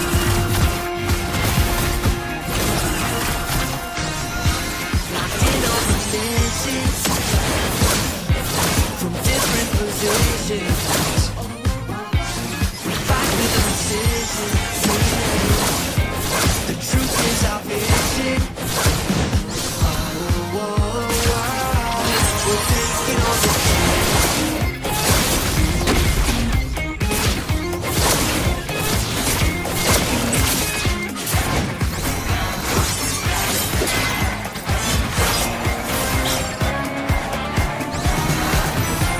We're calling for justice on the battleground. We're not stopping till it's found. Nobody can judge our passionate actions. Even the gallows coming down. Fighting for the righteous justice, fighting for the priceless truth, blurring all the lines between the bad and the good. Yeah. Fighting for the justice, no matter what we do. Three perspectives, sharing one objective, yeah. Justice calls!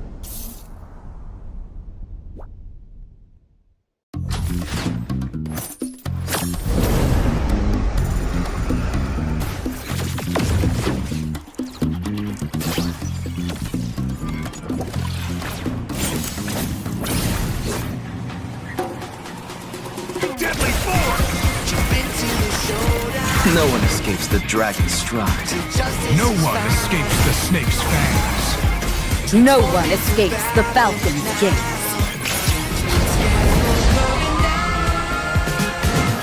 Fighting for the righteous justice, fighting for the priceless truth, blurring all the lines between the bad and the good. Fighting for the justice, no matter what we do. Three perspectives, sharing one objective.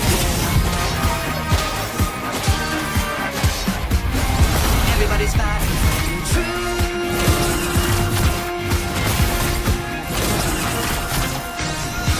Locked in on positions from different positions. We fight with precision. The truth is our vision. We're taking on the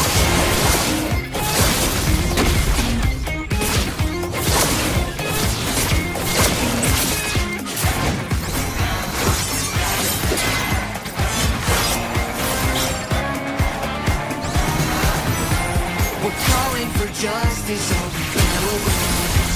We're not stopping till it's found.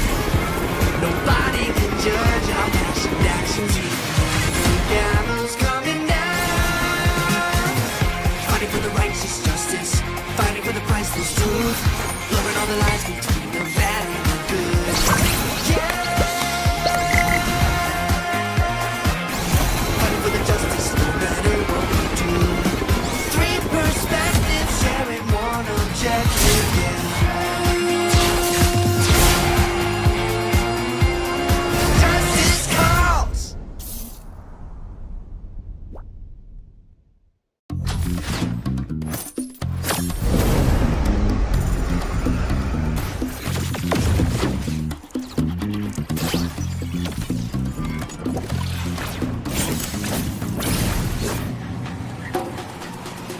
Deadly force! Jump into the showdown. No one escapes the dragon's stride. Till justice No is one found. escapes the snake's fangs. No one escapes the falcon's gaze.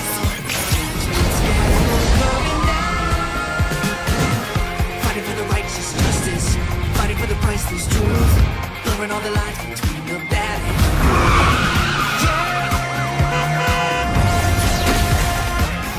Fighting for the justice, no matter what we do. Three perspectives, sharing one objective, yeah. Everybody's fighting for the truth.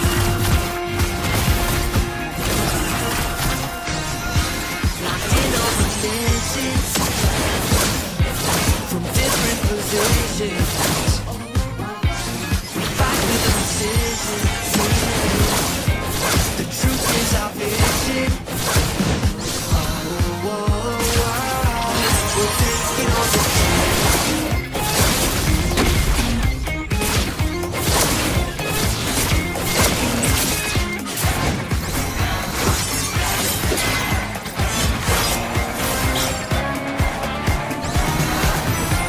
We're calling for justice, all we gotta win. We're not stopping till it's found. Nobody can judge our past actions. Even the gallows coming down. Fighting for the righteous justice, fighting for the priceless truth, blurring all the lines between the bad and the good. Yeah. Fighting for the justice, no matter what we do. Three perspectives, sharing one objective, yeah. Justice calls!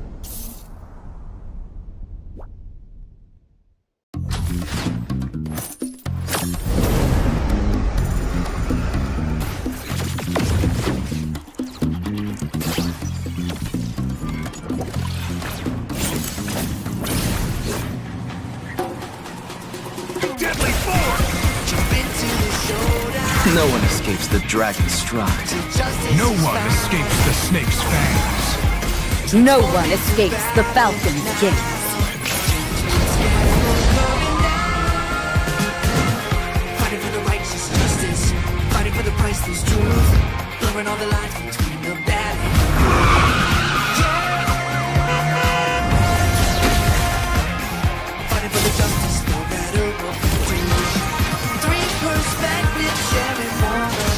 objective, yeah.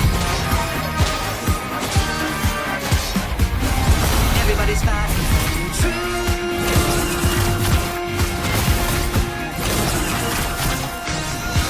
Locked in on positions from different positions. We fight with precision. The truth is our vision. We'll take it on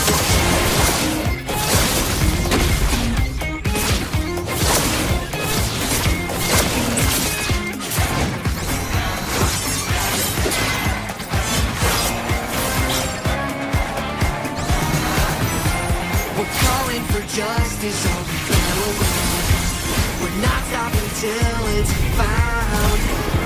Nobody can judge our passion actions. The gallows coming down. Fighting for the righteous justice. Fighting for the priceless truth. Blurring all the lines between the bad and the good. Yeah. Fighting for the justice no matter what we do. Perspective, sharing one objective, yeah. Justice calls.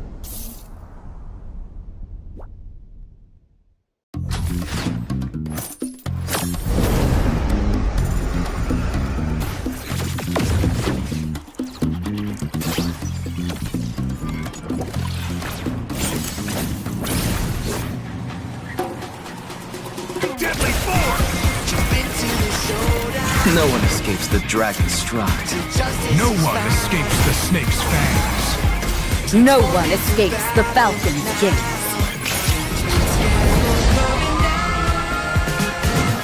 Fighting for the righteous justice. Fighting for the priceless truth. Blurring all the lines between the bad and the good. Fighting for the justice no matter what we do. Three perspectives sharing one objective, yeah. Everybody's fighting for the truth.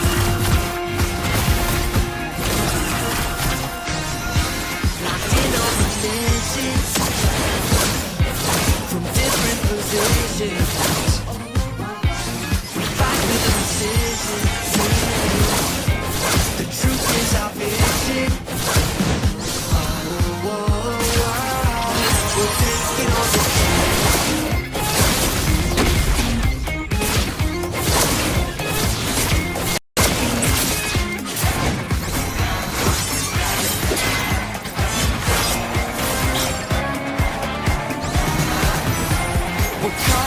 justice on the battleground.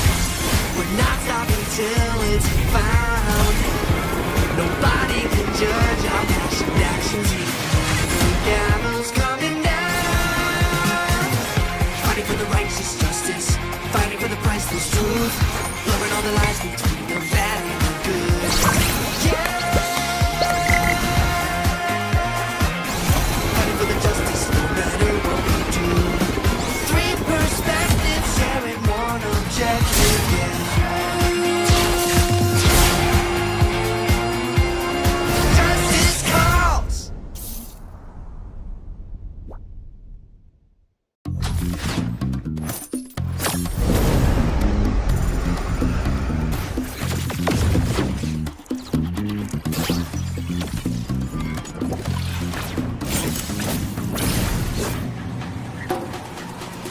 Deadly force! Jump into the showdown. No one escapes the dragon's stride. Justice No is one found. escapes the snake's fangs. No one escapes the falcon's gaze.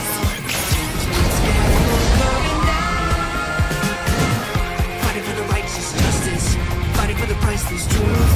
Blurring all the lines between the bad and the good. Yeah. Fighting for the justice no matter what we do. Three perspectives sharing one objective, yeah. Everybody's fighting for the truth.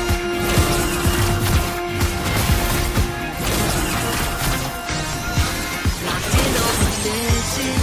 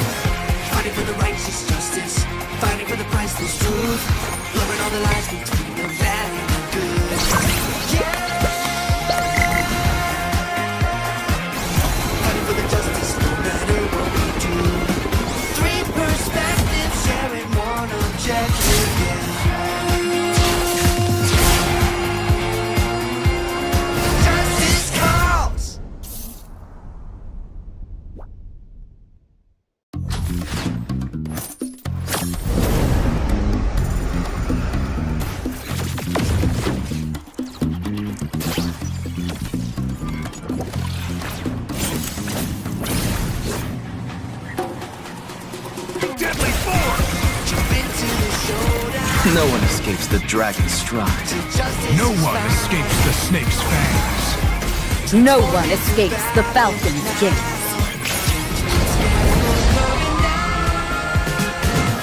Fighting for the righteous justice, fighting for the priceless truth, blurring all the lines between the bad and the good.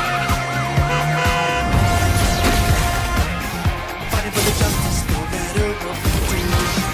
Three perspectives, sharing one objective. Everybody's fighting for the truth.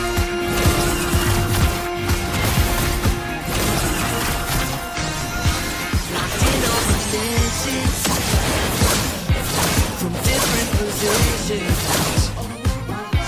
We fight with precision. The truth is our vision. We're taking on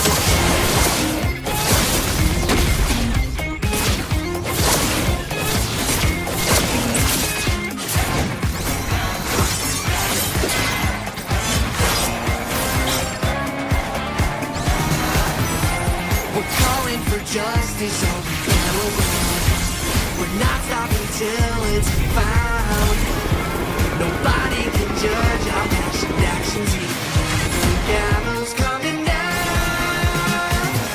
Fighting for the righteous justice, fighting for the priceless truth, blurring all the lines between the bad and the good. Yeah. Fighting for the justice, no matter what we do. Three perspectives, sharing one objective, yeah. Justice calls!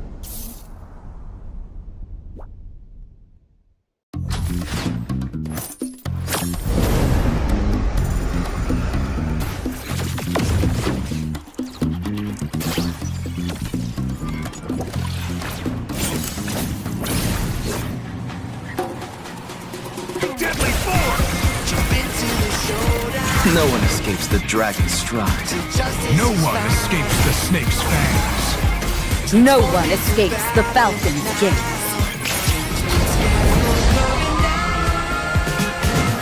Fighting for the righteous justice, fighting for the priceless truth, blurring all the lines between the bad and the good. Fighting for the justice, no matter what we do. Three perspectives, sharing one objective, yeah. Everybody's fighting for the truth.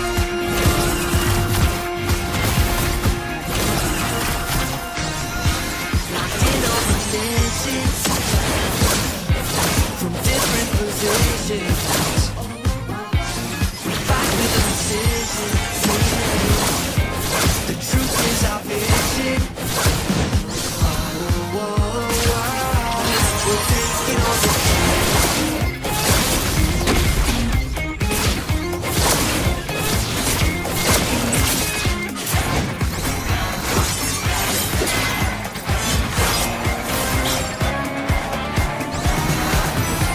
We're calling for justice all we gotta win. We're not stopping till it's found. Nobody can judge our past actions. The gallows coming down. Fighting for the righteous justice, fighting for the priceless truth, blurring all the lines between the bad and the good. Yeah. Fighting for the justice, no matter what we do. Three perspectives, sharing one objective, yeah. Justice calls!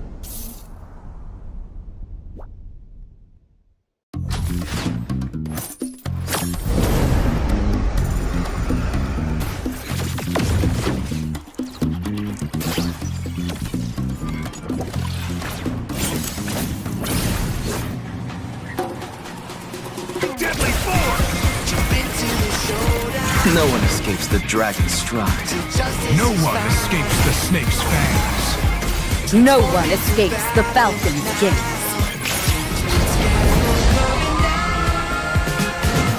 Fighting for the righteous justice,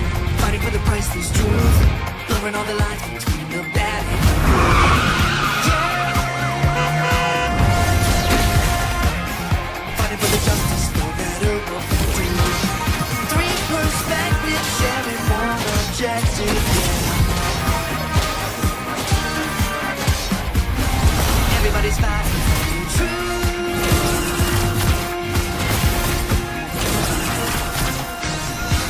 Locked in on positions from different positions. We fight with precision. The truth is our vision. Oh, we're taking on the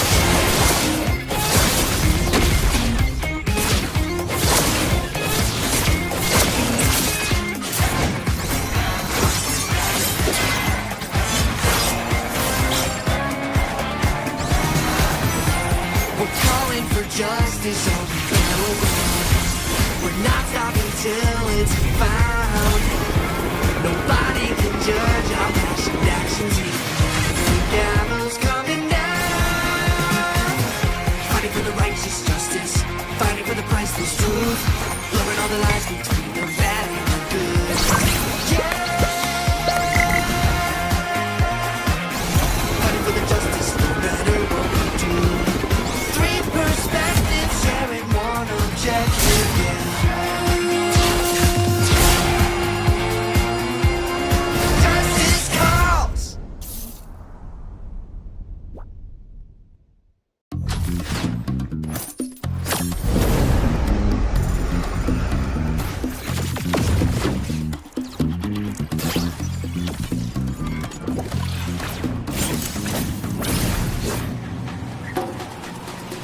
Deadly force! Jump into the showdown. No one escapes the dragon's stride. Till justice No is one found. escapes the snake's fangs. No one escapes the falcon's gaze.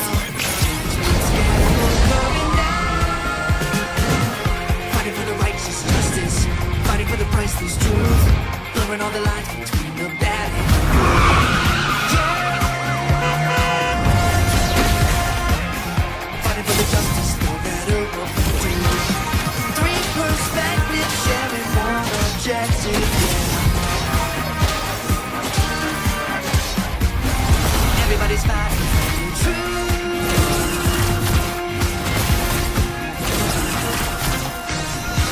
Locked in on positions from different positions. We fight with precision. The truth is our vision. Oh, we're taking on the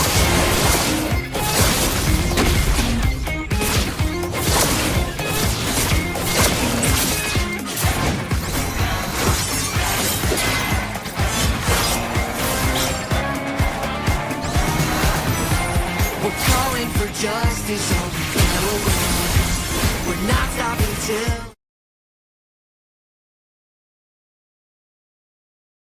Welcome back, ladies and gentlemen, to the Northeast Underdogs Tournament 2.0 presented by WarDrum Games. And sorry for a little bit of a delay, but of course, we make time for all the teams to get comfortable and get in shape to be prepared, because after all, this is going to be the best of three and playoffs. The Swiss stages between Team Dads and Sons versus Team Muff, and we're going to be witnessing it. And of course, I am myself, Ray, your anchor, your caster, and joining me is, of course, this beautiful lady on my side. It's Debbie. So, Debbie, of course, it's nice to have you here again. Us pairing, I love it. And also, Yeah. of course, let the audience know about today's matchup. Yeah, today's matchup is definitely going to be one exciting one because here we have the chances for both these two teams to qualify for the next round because they haven't lost any games when they were playing into the first Swiss stage. So it's going to be the match for the qualifiers. So it's a 2-0 bracket, and whoever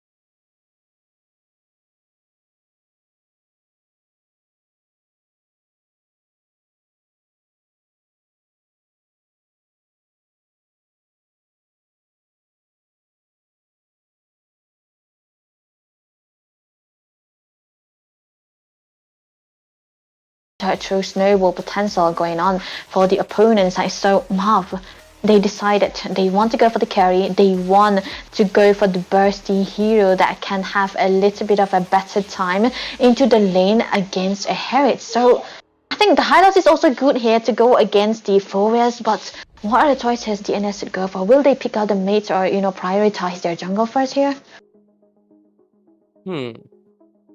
Prioritizing their jungle, because of course we have both sides have good jungles, but I'm really curious to. So Lomnomai is the one who's right now shifted to the jungle role, right?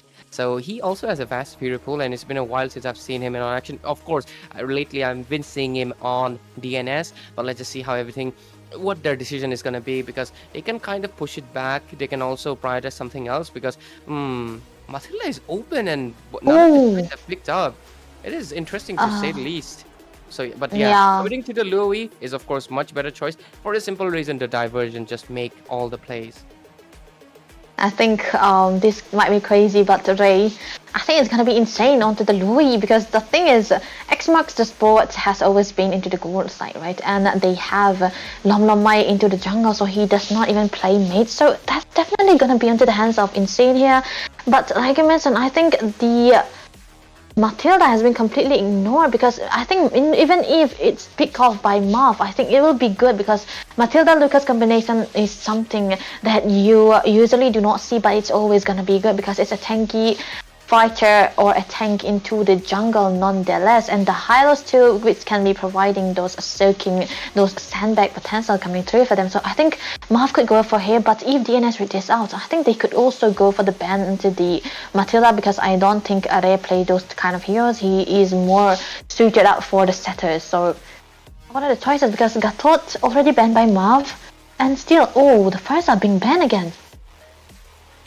Of course, the Farsa choice, I feel like Marv picking up that carry a little bit too early, I would say.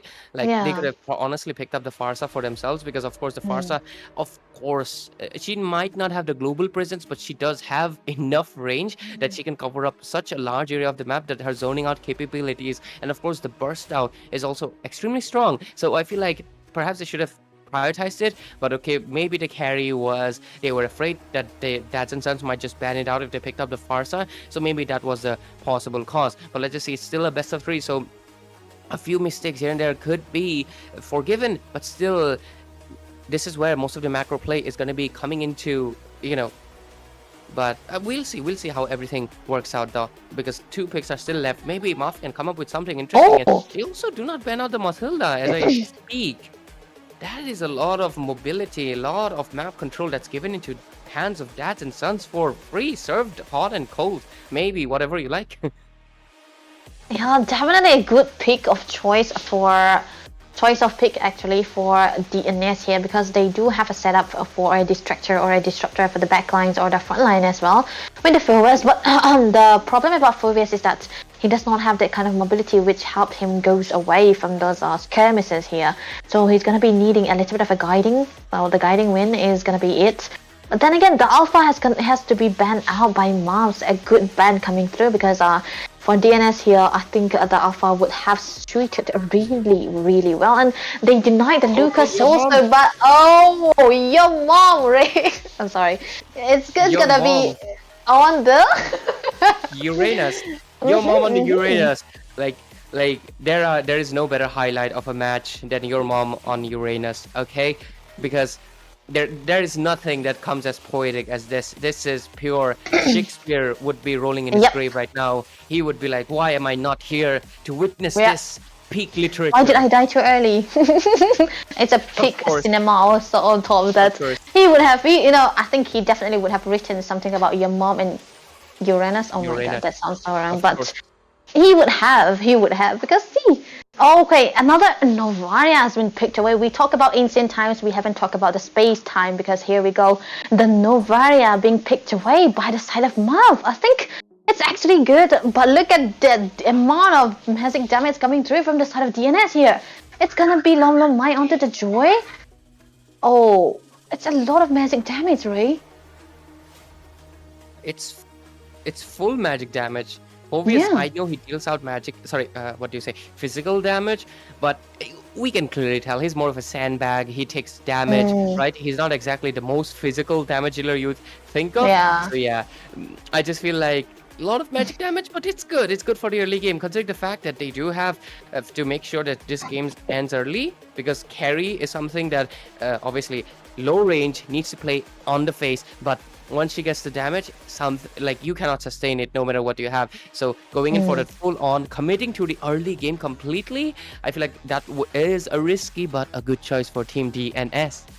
Yeah, a lot of card control as well, because I think they made up the lack of card control from the Matilda and the Phoebus with the Louis here. So I think they tick all the boxes, but we cannot forget that Marv has a very, very tanky frontliners and the backliners as well. So they are going to be so chunky, so bulky on top of that. So I am literally worried that who's going to be shredding them down, because the only thing that I'm going to be seeing is that Insane onto the Louis might eventually play his part and try to keep the frontliners at bay with those in-air reactions.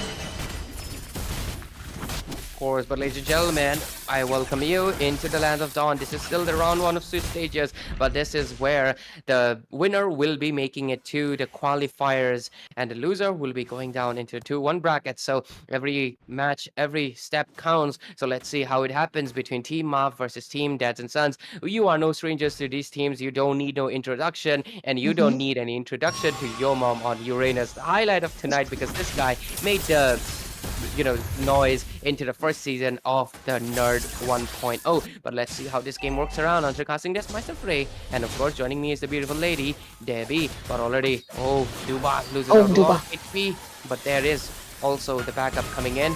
Joy with the joyful beats might just be able to get the first blood here. What? And just as I finish speaking, they get the first blood. Lom Mai, he's still a different man. Oh my god. You know, Different. you use Really different, yeah. build different. The word lom mai is actually some kind of reaction you do when you are actually flabbergasted. So it fits perfect here, but your mom might be in trouble again, Ray. But yeah, electrifying beats, not so much to handle. It's just a Uranus. It's gonna be so tanky, but look at that. A lot of poking games coming in, and just into the 1 minute of this game, already 1 kill into the hands of the jungler for the side of DNS just means that they are going to be up for a good start. But we cannot forget this is Julie onto the Lucas, who have a lot of CC's immunities and the tankiness provided, but your mom might be in trouble. Your mom getting shredded quite a bit. A lot of damage being dished out left and right. But the flicker play came in, so a spell exhausted. Not too expensive one, considering he does have to sustain. But let's just see. The turtle is going to be coming in. Okay, Lom Mai looking for a target. Let's just see what happens, because Korikyote also providing a lot of zone out. Insane is not level 4 yet. Okay, Insane on a Louis. That's really interesting. Yeah, Okay, that's one. soon. But Julie taking down quite low damage here and there. Poke everywhere. Revitalize being popped in, but your mom will get taken down. But the Revitalize, not sorry, the Retribution popped in for Julie. Secures it for the team. But Korikyote taken down quite low, but so is the high loss, as PD will get taken down by Array. And right now, they have to head back, as Senju picking up the Novaria. It's an interesting choice to say the least, but the score is 0-4. A lot of early snowball into the hands of DNS. I think it's a curse of DNS to have a bad retribution, no matter who the jungle is gonna be. So definitely a little bit of gain for Marv here. So I think they did lose out their players, 4 members already dead, but they did secure 1 neutral objective. That has to be a good start, even if they are behind into the kill counts. But then again, I think it's actually hard, because they have, for the side of DNS, they have a Matilda who rotates so early on, but Julie. He was trying to go for a farm out, right? He was trying to go for rotation wise. He was trying to go for a pick off into 1 lane at a time, but he's been completely mirrored by the rotation coming out from Lom Mai as well, because he's on the Joy. He's faster. He's definitely going to be faster than the Lucas. So I feel like he isn't able to make plays just yet. Yeah. And considering you know, it reminds me of a song, Harder, Better, Faster, Stronger. The song by Daft Punk, if you guys know. I might be, that is a millennial song maybe, but yeah, if Yeah, you're Gen Z, cool. you also know it. But also, oh, top lane, we see a diversion Oh, play. PD diversion. detects it out. But no, that was just a bait. That was just a bait for Array to perhaps commit in. He's looking for a target. Duba does get detected out, but no commit in just yet. He's 0-4 score still under 4 minutes, but Lomno Mai dishing out so much damage. He's looking for it Oh, off the wall. Senju uses the immunity on the wall to make sure he goes undetected, and Lomno Mai has to go back. But oh, Cody Cutie just absolutely dominating the lane against your mom, because your mom is just a sandbag. He just takes hits into his face and there's nothing much he can do. The second turtle spawned in. The last one secured by Julie, but still got taken down. Let's see what happens on this one though. yeah, they're definitely a good setup for DNS. A lot of card control, but look at the dive. The dive is coming in with the astral recall as well. Julie not missing out the retribution, secures it again. And right now the Harry dishing out the damage, but Cody Guilty will be the one getting taken down. Duba trying to reach out as much as possible, but Zaman Force expires and he gets taken down. Duba 1 HP has to retreat back, and so does Array. But Lomlo might get taken down by your mom. How is your mom doing this with your anus? Like, how? Like, how does he do this? Like, Uranus is something that you'd expect to just take damage to the face and not do much, but he took down the jungler. The score is 4-4. A complete turnaround. And right now, oh, just as big, what is happening? Cody Cutie is looking for the angle to dish out some damage, but the mid lane turret is already gone. The kangaroo jumps here and there. The bonk is there, but it's not going to be enough. Mid lane gone. Immediately, Lakh takes the game into their hands. The momentum shifts to their hands. 2k goal lead when they were actually behind onto the kills as well as the goal. But then again, your mom, I think this guy is already on 9 into the 5 going 6 minutes of the game, and he's been able to tank out the damage that's coming through from any person from DNS. And I think this is the problem when you don't have a shredder onto your side, and that's definitely gonna be causing them quite a lot for DNS. But I think they could wait for this X mark the spot. Might be in trouble. But there's the teleportation. The whole gang comes in with the teleport, and they're looking for something. They're trying to secure a kill. At least Corey Beauty already goes in with the vengeance. Commits quite a bit. Duba, he wants to take him down, but he survives again. This man, each time on HP, he's just not stopping. Your mom right now trying to buy out some time. He wants to zone out them possible. X marks the spot. Can he dish out the damage? Oh, that Astral almost hit it. But Lucas with the invasion as well. Right now, it looks like Lomlo Mai does not have the game on his hands anymore, as the score is 4-5. They do have a little bit of a goal lead, but you know, let's see. Look at the itemizations. Debbie. Oh, it's a damage to Lucas, and he's gonna be definitely hurting. And I think he's going for the War X2, so extra sustained. And if time is in favor and goal is in favor of them, he might eventually go for the Sky Piercer too. But then again, we cannot forget it's gonna be Corey Cutie building out the dominance ISO as to not give any kind of healing or a seal for the side of Mafia, because they do need NT heal. But look at that, your mom. Your mom better watch out, because she's getting melted. I mean, he's getting melted, and right now he's getting melted, of course. I mean, the mom, right? Of course. Okay. There's a diversion. There's a diversion play on to high loss. Might be taken down here, but will he be able to commit to so much damage that's coming in? PD immediately the first victim, and right now the next one might be your mom right now, but your mom barely survives it. Cody Cute, Vengeance is popped in. The guiding winds will be saving the victory, but oh, Julie comes in with the Sacred Beast. Will he be able to use it? Kamehameha takes the kill onto X marks the spot. Looking for a little bit more right now, but the form will get expired soon, but he's still going in for more. The Flask of Oasis comes in clutch, but it's not enough as he secures a double kill. Goes for it for a little bit more, but Julie gets punished immediately. And right now, they have to go back. Your mom looks for a little bit more angle, but right now the game is actually in the hands of Mao. Yeah. Marv are definitely taking the lead, even though they are behind a little bit onto the kills, because I think they will be able to catch up with economy wise also. And Duba not falling even once in this game is definitely gonna be a starting point for the side of Marv here, and I think they are harvesting him here. They are just giving him all the goals and storing it right on time, and the only way I see him falling down is if Lomlomai decides to go onto the back line, but then it's still gonna be so hard because there's always gonna be protection from PD Zul is going to be diving into your backlines again. And there's definitely Senju who will be able to escape with so much immunity onto his side again, onto the second skill. And definitely it's going to be hard for DNS here because the only setup I can think of is if Korikuti is tanky enough to try to tank out the damage coming through from carry, from Senju even. I think even Julie too, because he's onto the damage and he already got the War Axe, is going to be having a lot of sustain, but that's the problem with the carrier. He cannot actually dive in when he is such a shredder. He have the front line and you are gone in no time. Yeah, Debbie, and considering the fact that Corey Cutie does have the Ventus would aid a little bit, that damage would come in clutch, and they do have the shields as well, but how much is going to be enough? The Astral Recall already being used, Mai looking for a target to do so, but the angle has just not been found yet. Another diversion being baited out, but Julie just smells it out. Right now, the Lord Dance has begun.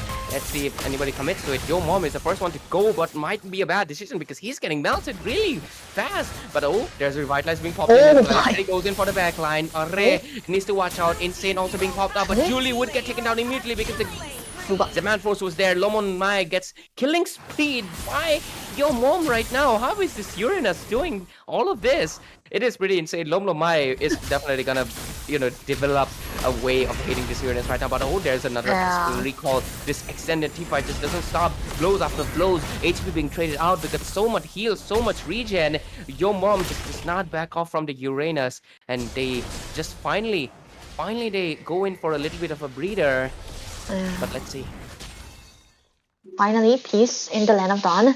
But still, your mom was taken quite low, but it was like, Davison? Oh my goodness.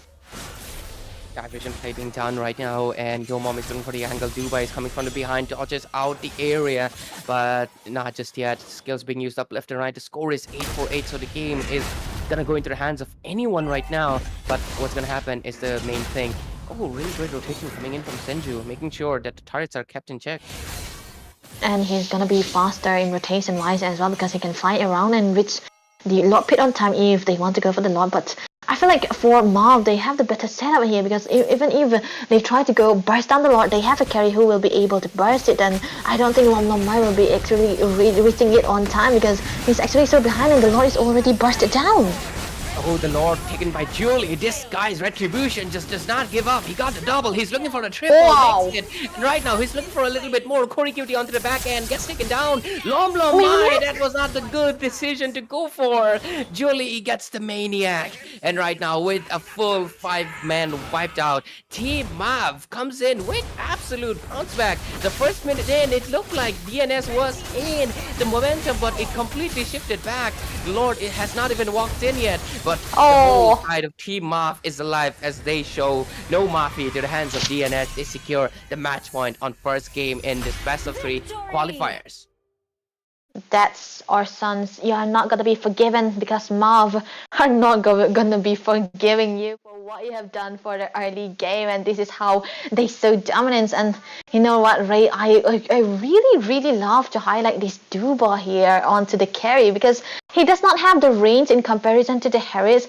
And on top of that, they have a Matilda too. And he was able to survive time and again with those sliver of HPs, like pixels of HPs, and then he was able to come back during the team fights and try to be the shredder, dealing out a lot of amount of damage that the team is depending on him. The teams are required on top of that too. So I think he's really doing a good job, but we cannot forget it's a signature Uranus, your mom on Uranus with so much tankiness, and he even got the damages. He was able to zone out 3 full members for the side of DNS, and there was always Corey Cutie alone trying to fight 4 members for Marv, and he wasn't able to tank down those damages because his DPS, his damage dealers were always being distracted by your mom all the time. Every team fight's happening always. There are 2 things that I'd like to mention. Yo Mom is really making me want to play Uranus again because I low-key loved playing Uranus a lot when he was kind of meta, but of course he kind of fell down. It's been a while, but yeah, he fell down a little bit because of his sustain and damage. Like everything was nerfed out, but I think the defense buff is really helping some junglers come back. I mean, we see, some people use the box tier jungle quite a bit, right? So it makes sense. The defense buff really helped someone like Uranus come back into the meta, and Yumom is really utilizing it because 50% damage being taken, and then also 28% damage dealt out, and I Yeah. think it's mainly because of its passive. It stacks up the more you spam that skill. So yeah, that was really something that I feel like DNS was just not prepared. The second thing that I want to mention, that all 5-man magic damage, it did not work out Yeah. into later phases. It worked out into early. They dominated really well. First blood, everything into their hands. But Julie with the clever retribution on time, it came just on point every time you needed him, and he was able to point it out. Of course, the Lucas jungle was able to stay superior. The third thing I want to mention is that I see why they picked up the carry instead of the Farsa or Luoyi, Yeah. because they were confident. They knew the only one who can shred the Uranus is the Yeah. carry, and they did not Harry. want it. And the last thing I want to mention, it's dads and sons, but we know the real head is the mom in the house. So of course your mom comes in top. Dads and sons, we'll have to come in back. We'll have to gather together to defeat your mom on Uranus. And I think Uranus ban is given at this point. Like, come on, because Yeah. like Lolo Mike could not do anything about it. Yeah, the early game was theirs, but unfortunately, DNS weren't able to do so into the later part of this game. So yeah, we're definitely gonna be seeing a Uranus band or even a carry band. But I feel like Marv, they are setting up quite so well for DNS to go for the Joy because they ban out the Alpha. They don't want to face the Alpha because they have a tanky frontliners, but they do not want.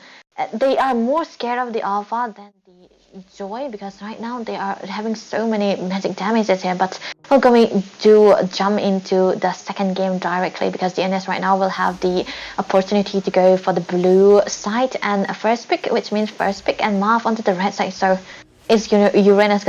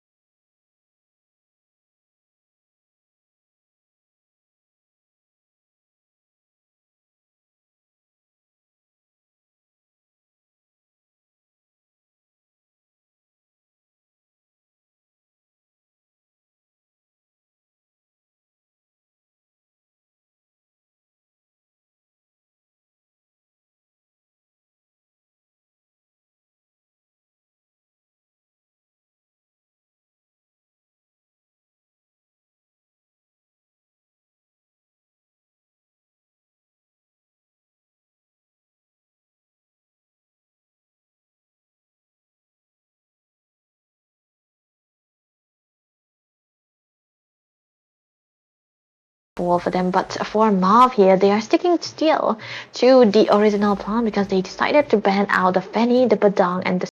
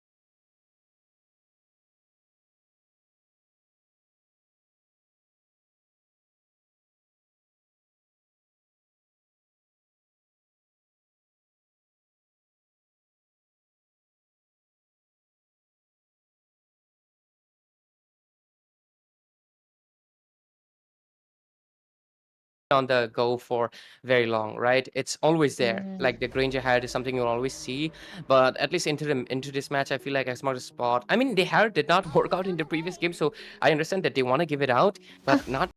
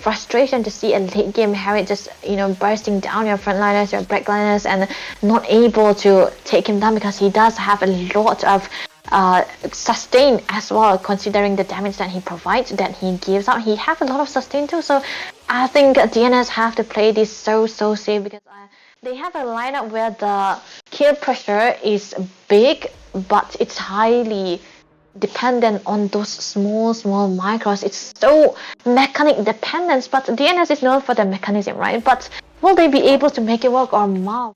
Will they able to defend it with those high macro game style that they usually had going on for them? Of course, the questions will be answered soon because, ladies and gentlemen, we're diving straight into the land of dawn.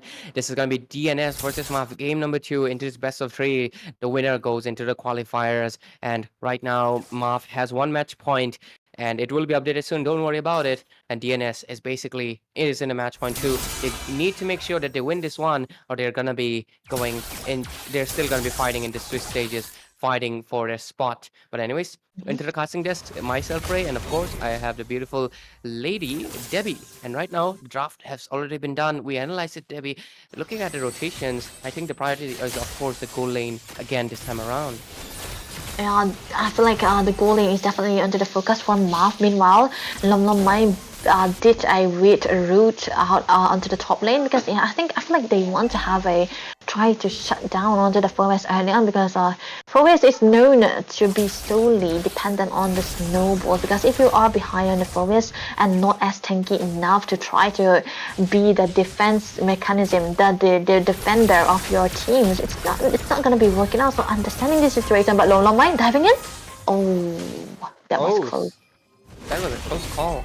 Like almost Senju got taken down, almost became the first blood, and if you would see a recreation of the previous events, Lom Mai on this Joy likes to go for the first blood, but with the flashy steps, will he be able to do so? Not just yet enough. Resources trying to steal up left and right, but Yo Mom this time around with the Phobius, a little bit more of an engaging fighter. Let's see how everything works out. Lom Mai already going in for the turtle.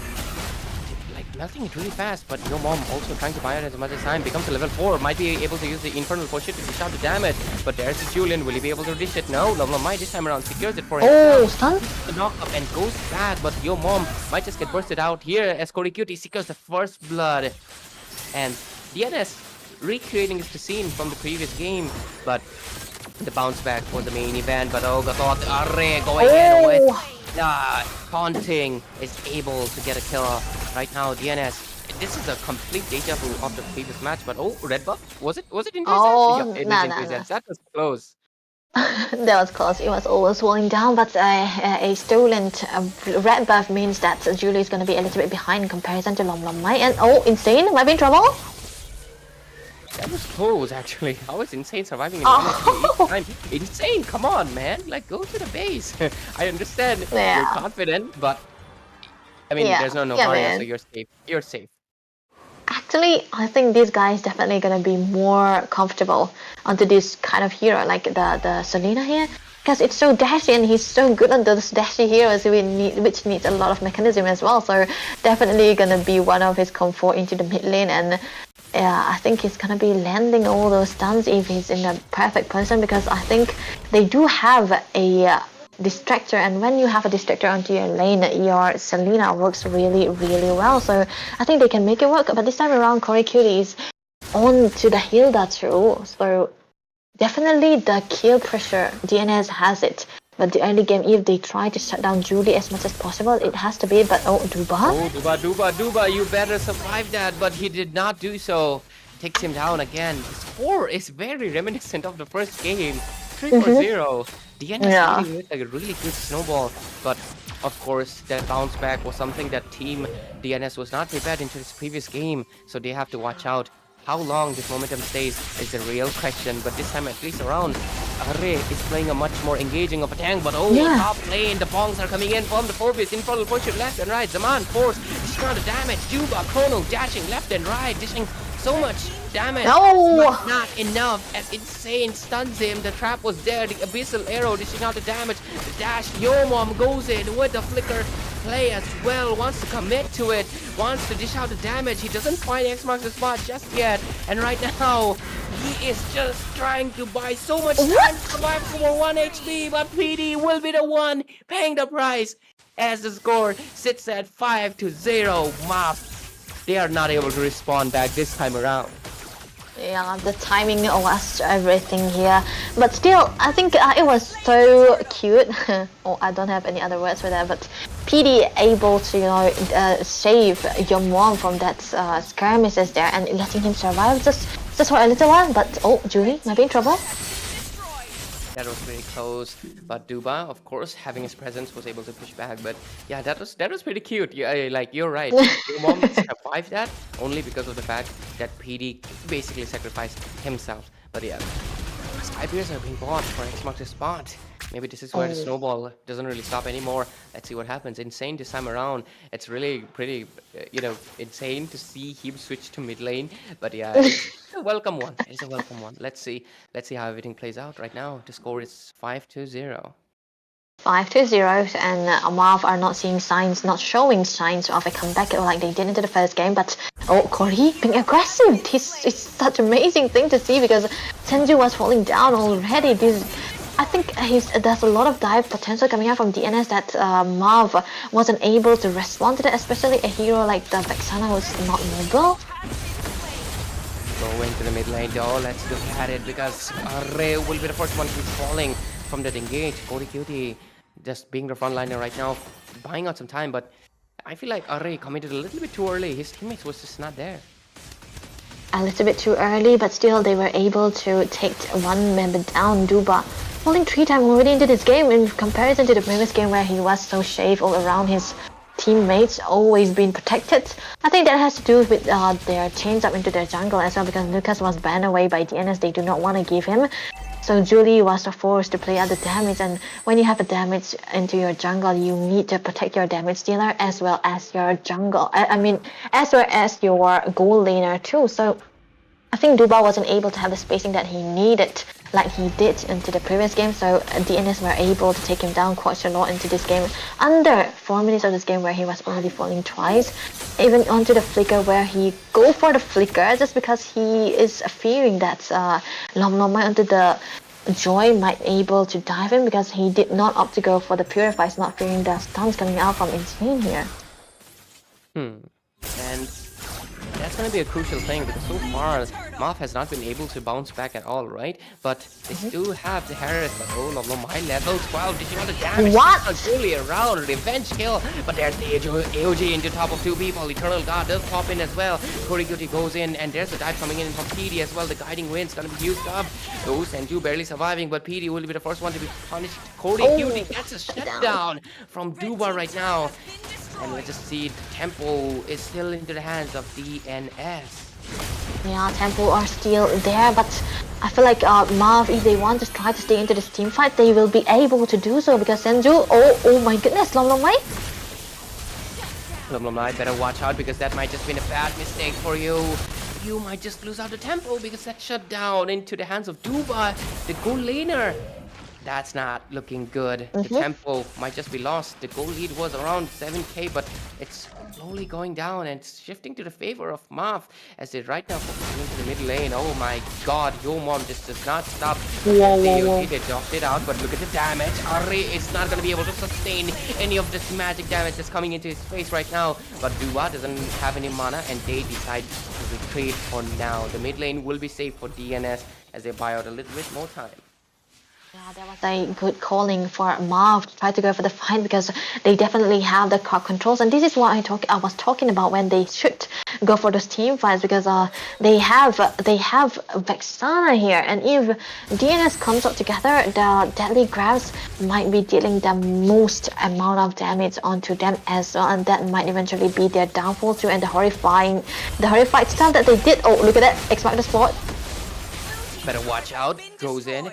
Dishes out the damage on the spot, but yeah, the turret has been lost. And right now, Team Marv, this was the bounce back that they were looking for. 2 shutdowns into the hands of Team Marv. They are able to come back. The goal lead from 7 to 5. It might just go down to 4 as well. While Are looking for an angle to dish out the damage. Yo Mom taking a lot of damage, but the guiding wins will just guide to safety. But yeah, looks like Marv is really close to coming back up with the clapback because, you know, Yuba was the one who got the shutdown, so he basically is able to climb back that farm, but that farm is still might not just be enough because despite losing the tempo, I think they're back in frequency because look at that, the score is still 9-4 and they have the Lord. They have the Lord and definitely the goal lead too, and even if we talk about the XP wise here, I mean, X-Mark the Sport have a better time this time around, but oh, look at the backside. Lomlomai, Senju gets the kill on Lomlomai around, but Duba also gets shut down, so not having the goal laner, and this might be the chance to go back. Oh. But with the AOG, the X-Mark spot free hitting from the behind, and that might be the bad decision for the hands of Marv. Losing Duba was a green light, or maybe the red light to stop and go back, but Yo Mom was not able to use the guiding winds, and he was guided back to base instead by in X-Mark spot. Yep, that has to be it. And the pressure coming out from the constant arrow being thrown by Insane, it's just disrupting the position of Marv here. And they use this to their full advantage. And even if Corey tries to go for the dive, he is able to do it and to a point where he can take a kill or even survive for a little bit. This is something the kill pressure we were talking about for the side of DNS comes true. But I think, you know what, Lom Mai has to chill out quite a little bit because he's not the tankiest of the heroes, even though he has a lot of mobility.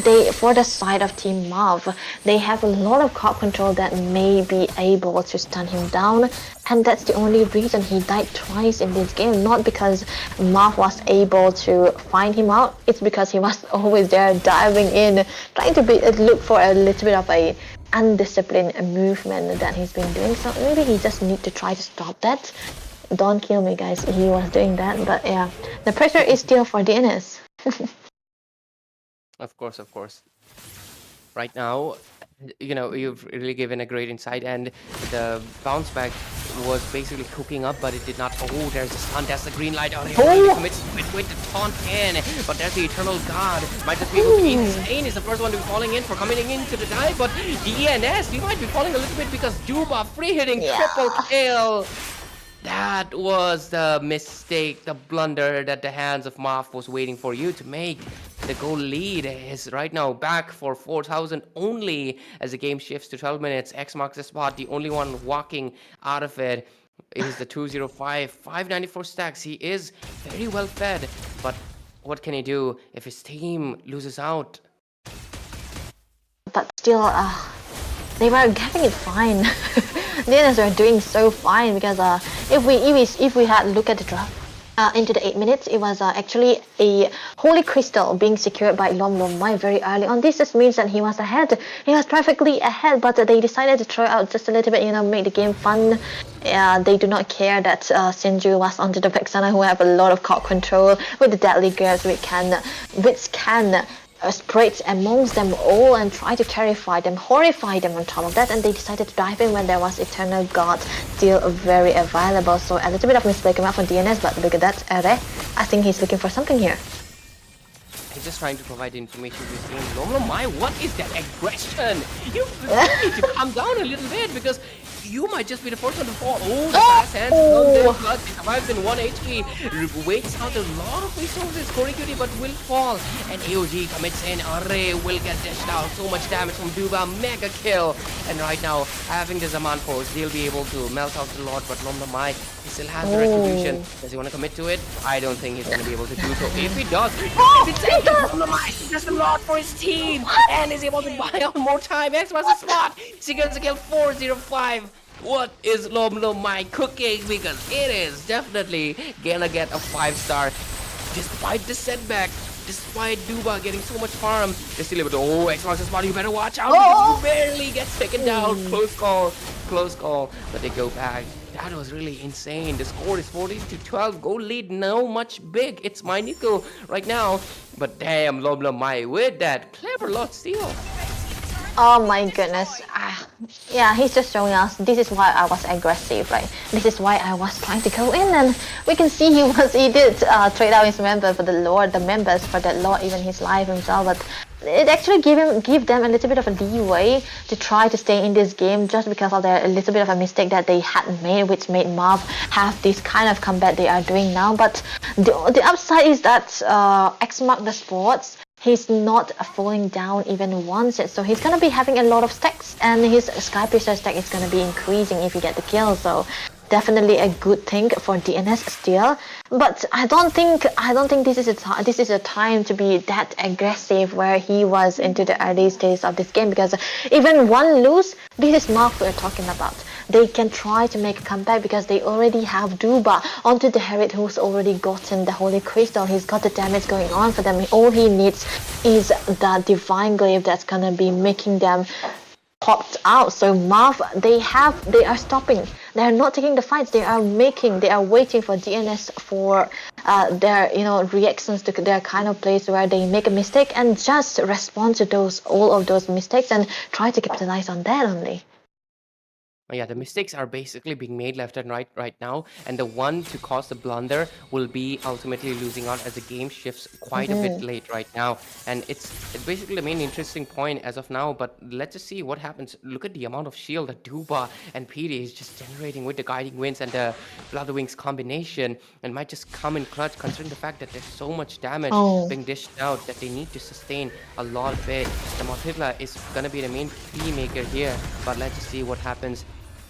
So far though, 40 seconds left for the Lord, and it's gonna be the main crucial one. Maybe Lomlom can go in for another miracle steal. I wouldn't call it miracle, my bad, because that was definitely precise and calculated. Precise, They're yeah. looking for angles to dish out the damage. They're looking for a pick off, but they're not able to find it just yet. But DNS should be able to have a good set under the Lord, but that's the problem, right? That's the problem is that the problem is actually that Marv have Vexana here with a lot of crowd control and already getting the Divine Glaives and another damage onto his build with the Winter Crown also, so there's not going to be a dive coming on through. They have, for DNS, they have to rethink on how they try to go dive onto the backlines on the side of Marv here, because already the Harrods already got the Blood Wings too, so extra sustain and extra damage, so it's going to be a lot of damage coming through for the side of from the side of Marv and DNS.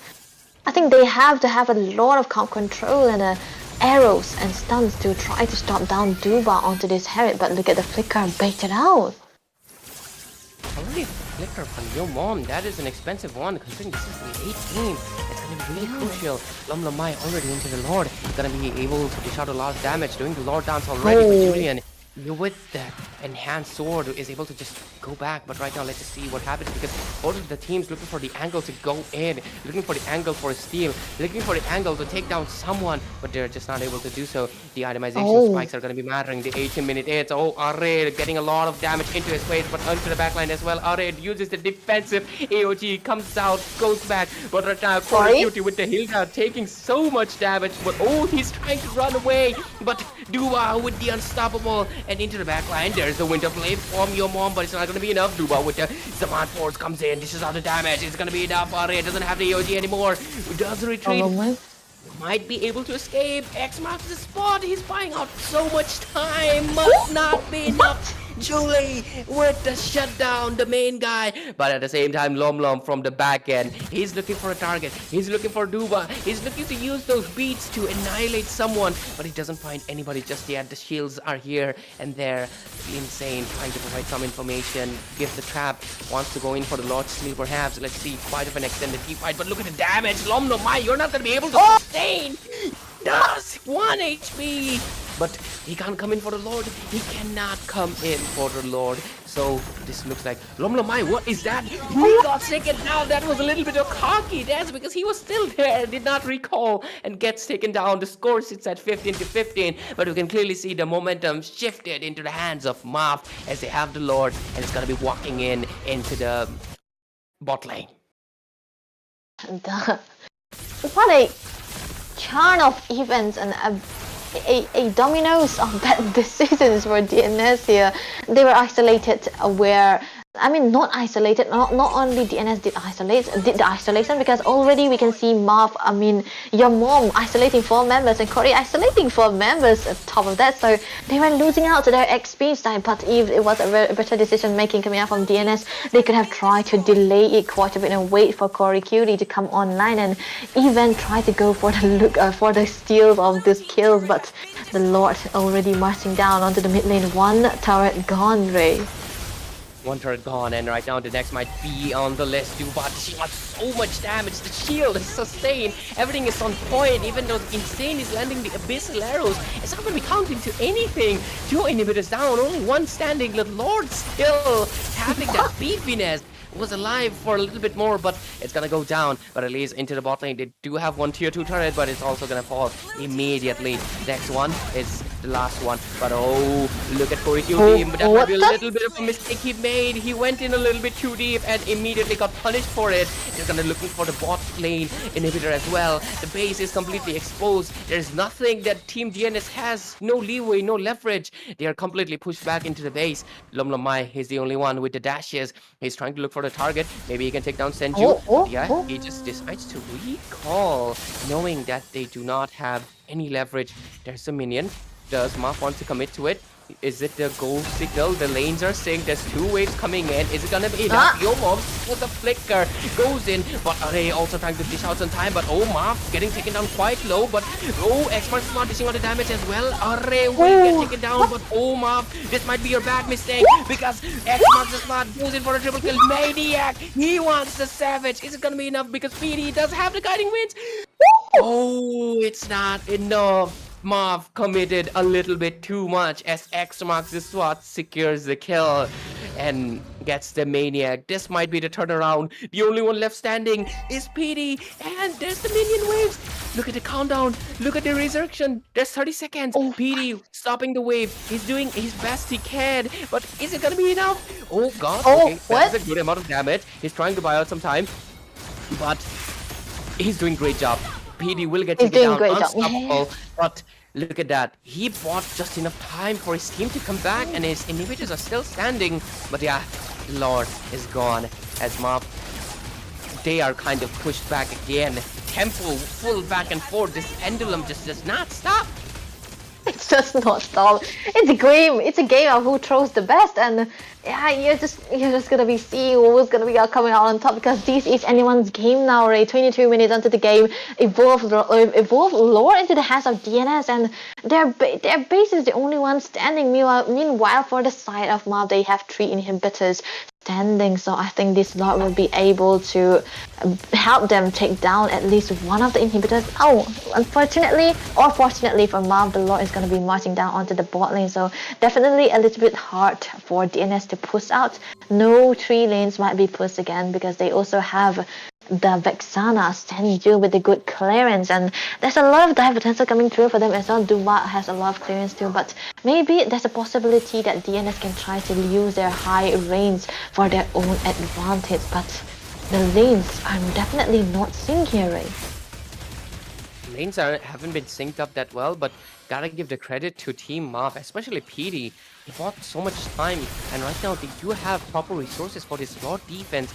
Vexana has the Eternal Guard, so she just needs to land it, but it's quite a beefy Lord as well. 37 HP still there, quite healthy. Corey Cutie uses the Revitalize to regenerate most of his team back. The inhibitor does fall in, but so much damage. They have enough to just take down the Lord, and also DNS is aware they cannot make the same mistake that Maf did. If they do, it's a death sentence, and they're not going to be qualifying for the playoffs, so they just decide to go back. Maf still has a little bit more healthy map, considering they do have more inhibitors, more leverage for them. Yeah, and I think for DNS they have a chance.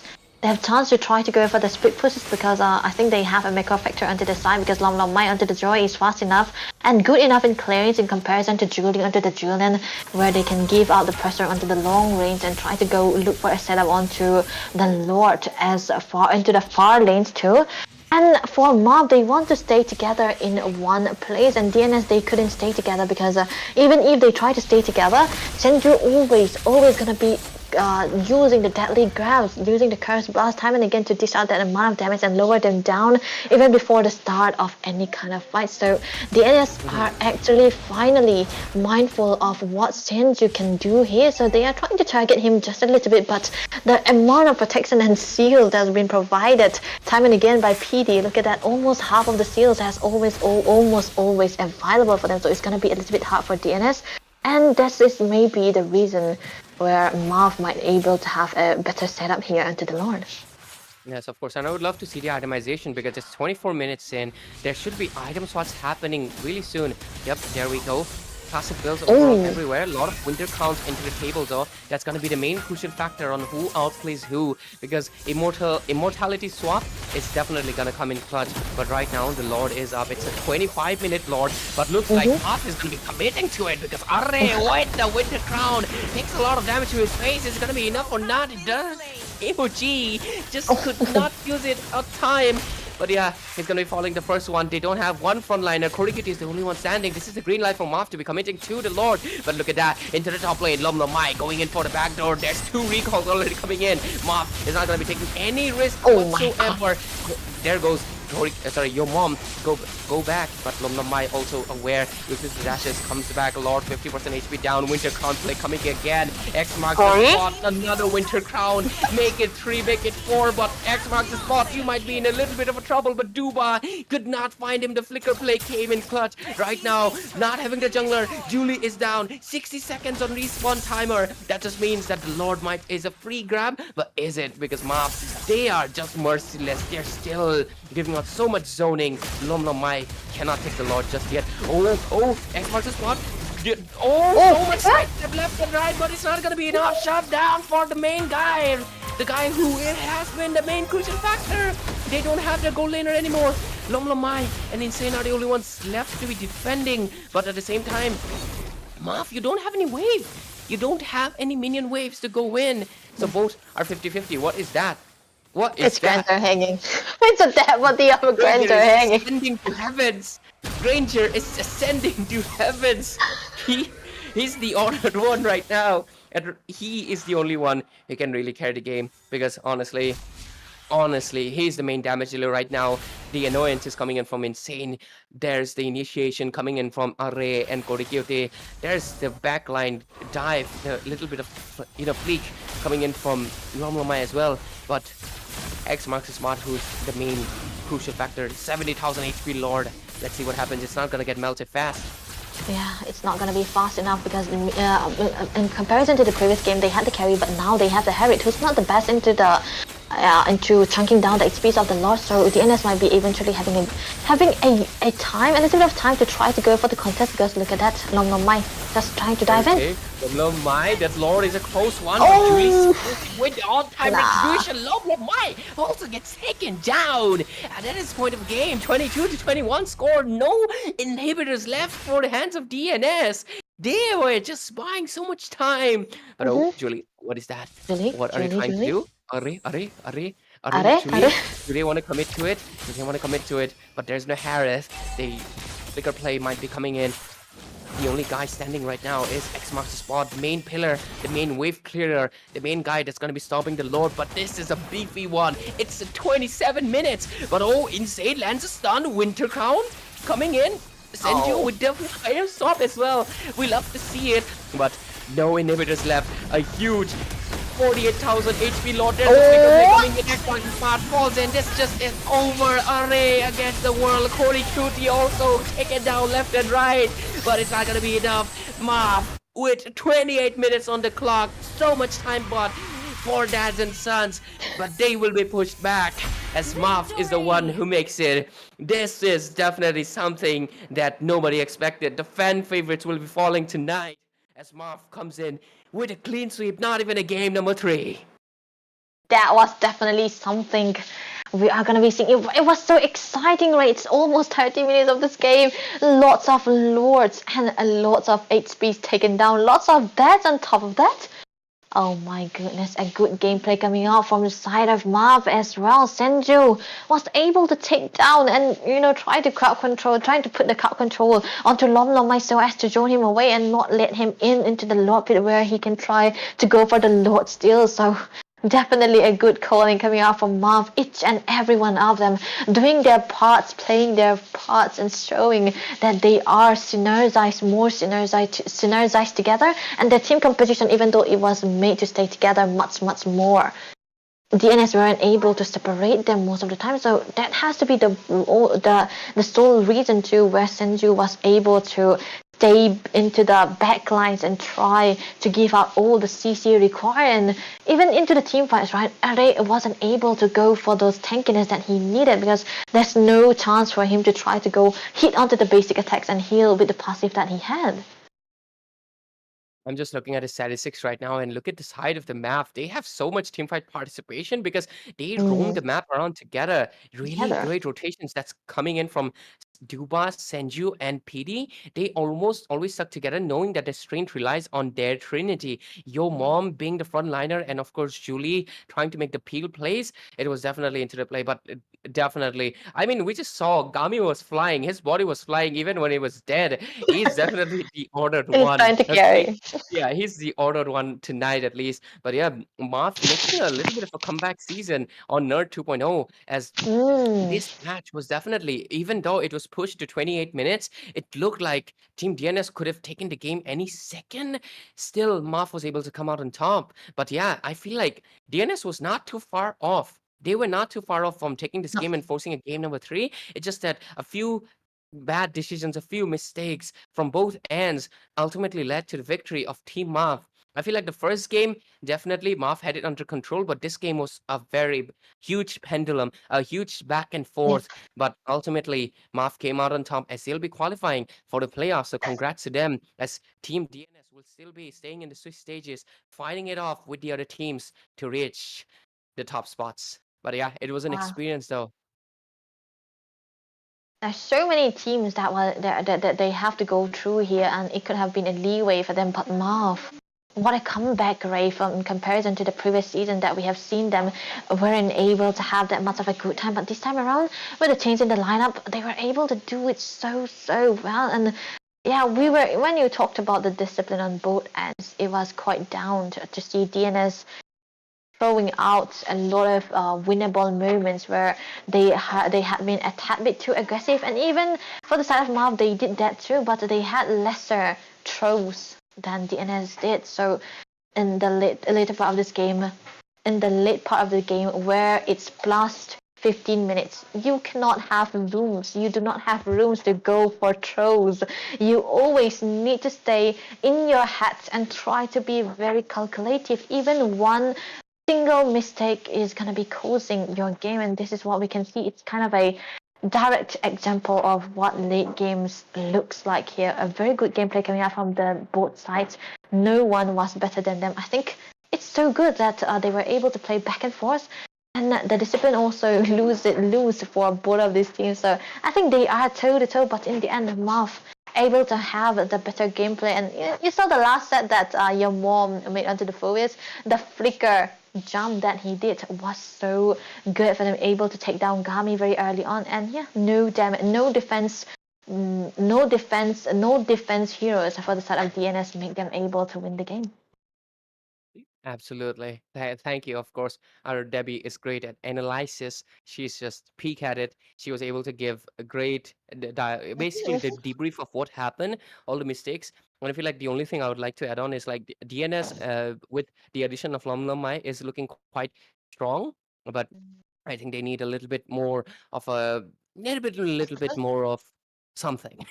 Something I would Something. not point it out, but they will figure it out for themselves because DNS is, of course, fan favorites for a reason. They're a strong team. They are veterans. They have the experience of playing so many tournaments. They have also won many. So that's in sense definitely. But Marth looking for a little bit of a comeback season because in previous season they were not shining that much, but at least this time around we've seen quite a lot of changes. They were able to dominate the first game, and in the second game, even though it was pretty close, it still came they were still able to come out on top. So that makes a statement, and they will be qualifying for the playoffs. And that, in sense, we'll have to fight out a little bit more into the Swiss stages. But, ladies and gentlemen, this was absolutely a great experience. And of course, thanks to everybody who's tuned in. We appreciate you guys. And of course, if you're an underdog team or the leader, or maybe even the goal leader watching it right now, why not sign up for the underdog brackets? And you can have the chance to fight it out into the underdogs to fight the top dogs. That's the beauty. If you're feeling scared right now that, oh, how can I even compete with a team like Muff? You don't have to right now. You fight it out with the underdogs, improve, or you gain an experience, of course, but the registrations are still open. 9 spots still left. We have 22 teams. So of course, if you want to join the underdogs, if you want us to cast for it, if you want this beautiful lady to cast for you, then of course join the underdog brackets. You can. The registrations are open at www.wardrumgames.com/nerd2. Yep. And of course, the link is still in the description. If you're a little bit lazy like me to type it out, the links are going to be in description. So of course, register for that. And with that, me and Debbie are going to be signing off. But last match of the day is, of course, it's still up. It's going to be a team IGN. So if you're looking for IGN's comeback season as well, of course, tune in again. We're going to be coming back ASAP. But right now, we'll be taking a short break, waiting for the teams to come up. And of course, ladies and gentlemen, for now, at least, good night from our end. But the other casters will be coming you to give the entertainment of Team IGN.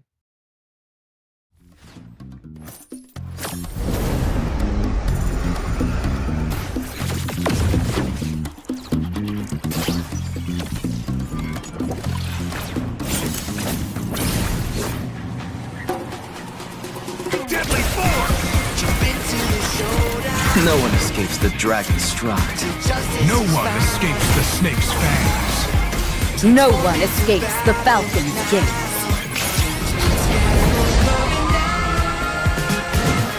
Fighting for the righteous justice, fighting for the priceless truth, blurring all the lines between the bad and the good. Yeah. Fighting for the justice, no matter what we do. Three perspectives, sharing one objective. Yeah. Everybody's fighting for the truth.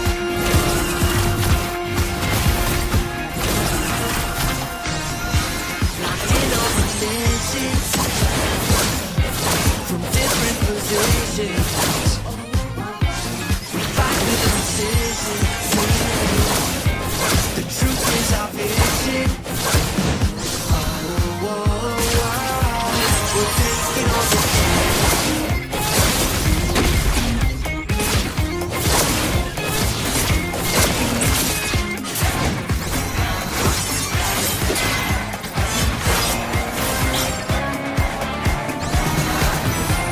We're calling for justice on the battleground. We're not stopping till it's found. Nobody can judge our passion actions.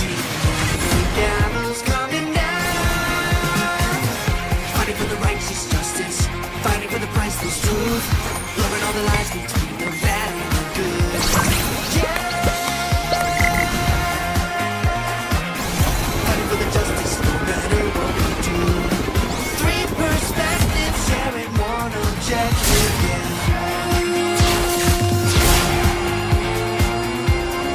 Justice calls!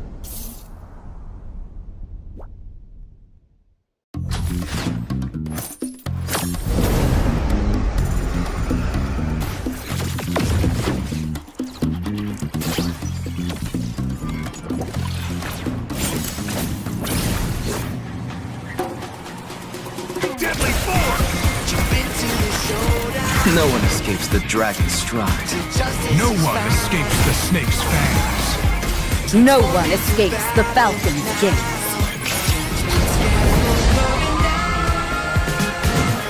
Fighting for the righteous justice, fighting for the priceless truth, blurring all the lines between the bad and the good. Yeah. Fighting for the justice, no matter what we do. Three perspectives, sharing one objective, yeah. Everybody's fighting for the truth.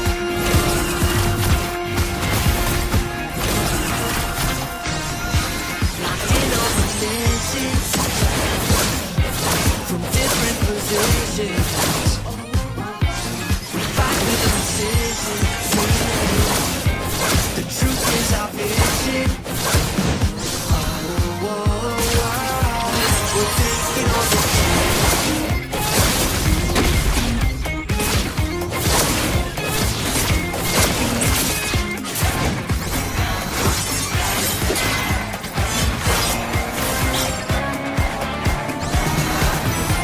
We're calling for justice on the battleground. We're not stopping till it's found. Nobody can judge our passion actions. The gallows coming down. Fighting for the righteous justice, fighting for the priceless truth, blurring all the lines between the bad and the good. Yeah.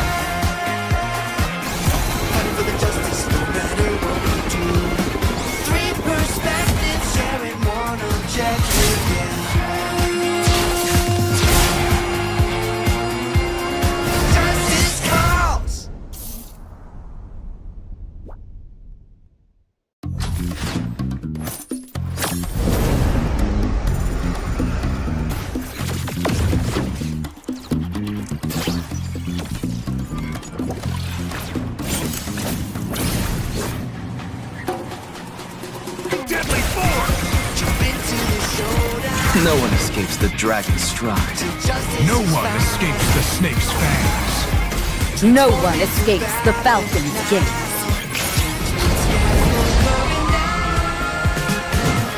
Fighting for the righteous justice, fighting for the priceless truth, blurring all the lines between the bad and the good.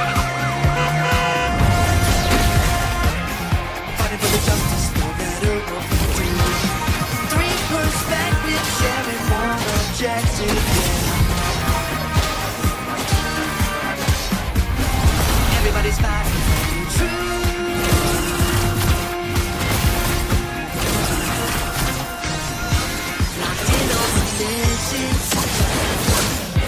From different positions, we fight with precision. The truth is our vision. We're taking on the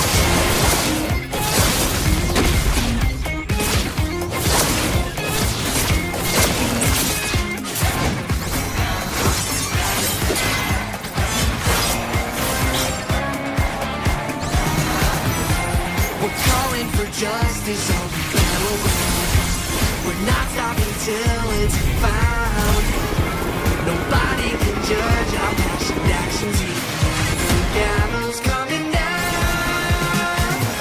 Fighting for the righteous justice, fighting for the priceless truth, blurring all the lines between the bad and the good.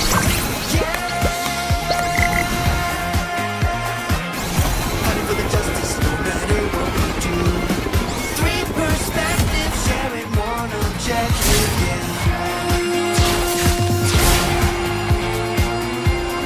Justice calls.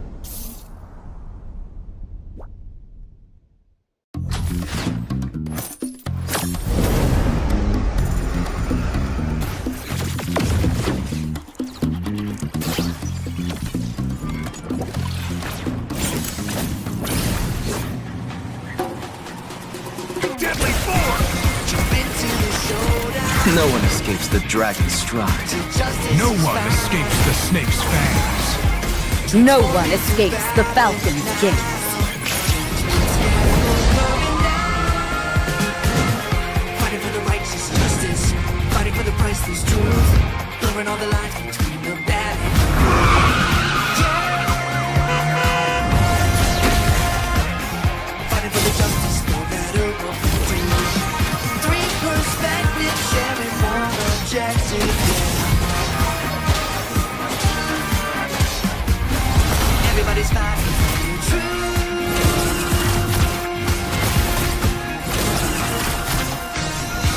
Locked in on the missions, from different positions,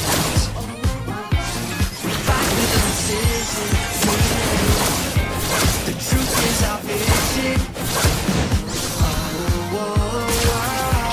We're taking on the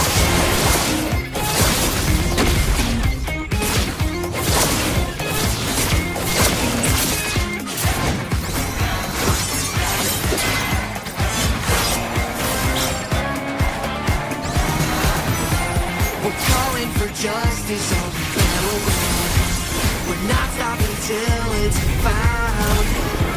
Nobody can judge our passion actions. The gallows coming down. Fighting for the righteous justice, fighting for the priceless truth, blurring all the lines between the bad and the good.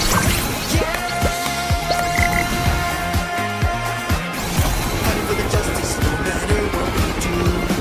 Three perspectives, sharing one objective.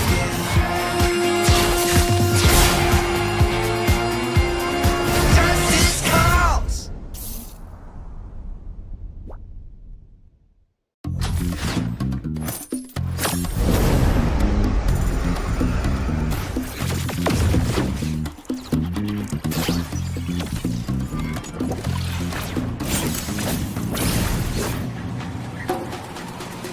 Deadly force! Jump into the showdown. No one escapes the dragon's stride. Justice No is one found. escapes the snake's fangs. No one escapes the falcon's gaze. Fighting for the righteous justice, fighting for the priceless truth, blurring all the lines between the bad and the good. Fighting for the justice, no matter what we do. Three perspectives sharing one objective. Everybody's fighting for the truth.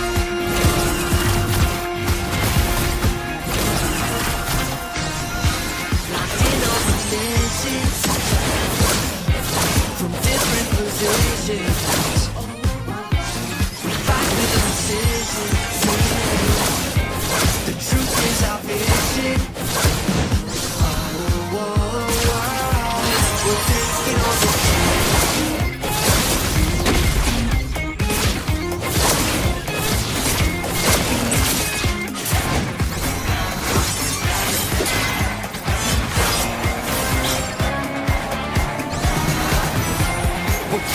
for justice all we battle with. We're not stopping till it's found.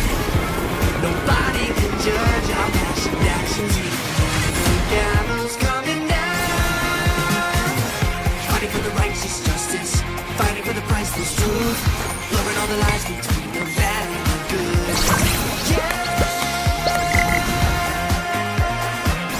Fighting for the justice, no matter what we do. Perspective sharing one objective, yeah.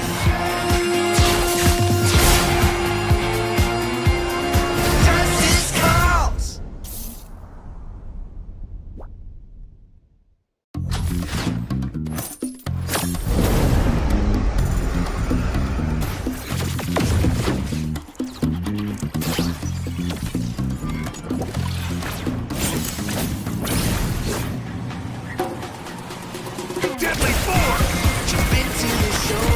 No one escapes the dragon's stride.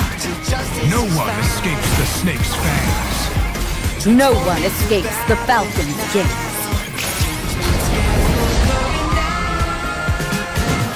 Fighting for the righteous justice, fighting for the priceless truth, blurring all the lines between the bad and the good. Fighting for the justice, no matter what we do. Three perspectives sharing one objective, yeah. Everybody's fighting for the truth.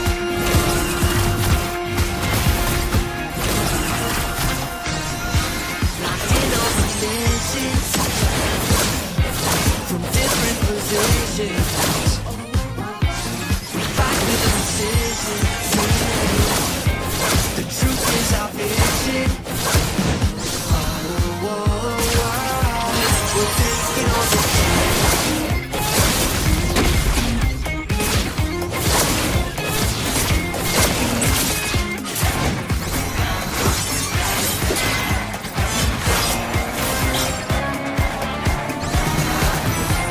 we're calling for justice all we battle with. We're not stopping till it's found.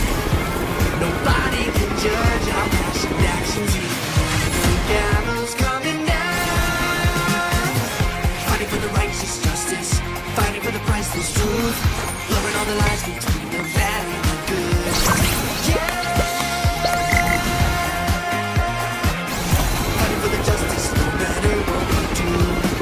Three perspectives sharing one objective, yeah.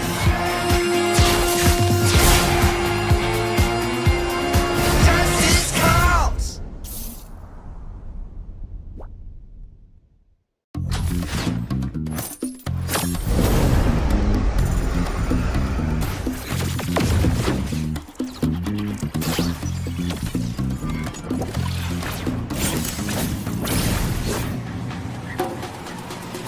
Deadly force! Jump into the showdown. No one escapes the dragon's stride. Justice No is one found. escapes the snake's fangs. No one escapes the falcon's gaze.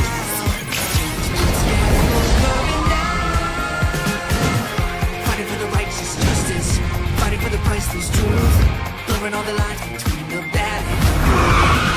Yeah. Fighting for the justice, no matter what we do. Three perspectives sharing one objective. objective. Everybody's fighting for the truth.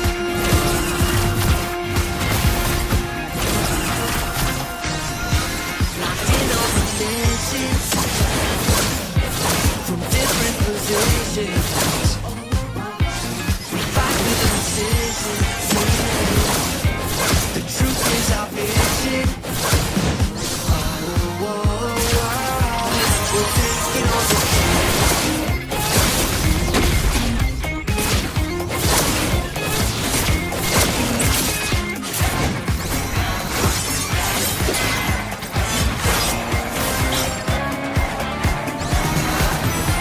We're calling for justice on the battleground.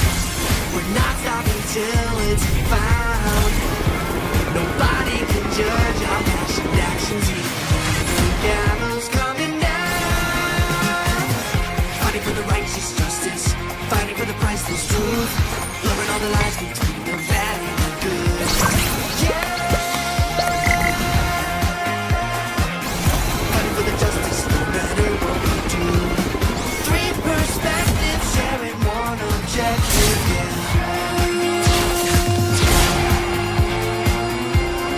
Justice calls.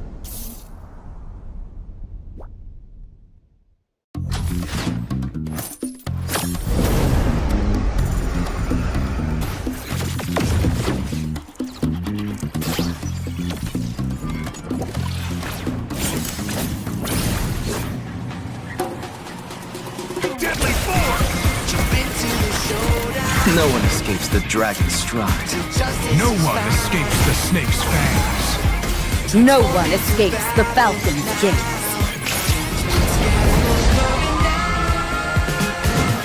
Fighting for the righteous justice.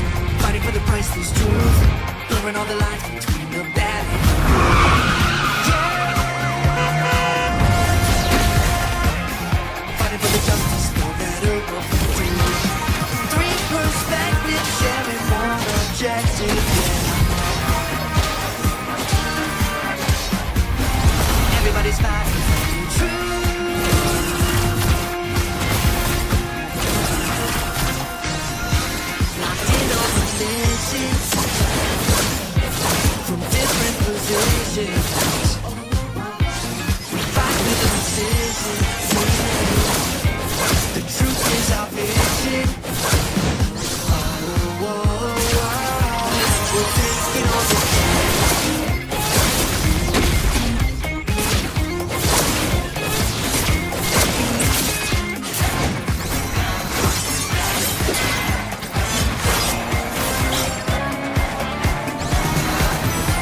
We're calling for justice on the battleground. We're not stopping till it's found. Nobody can judge our passion actions. The gallows coming down. Fighting for the righteous justice. Fighting for the priceless truth. Blurring all the lines between the bad and the good. Yeah. Fighting for the justice no matter what we do. Three perspectives sharing one objective. Yeah.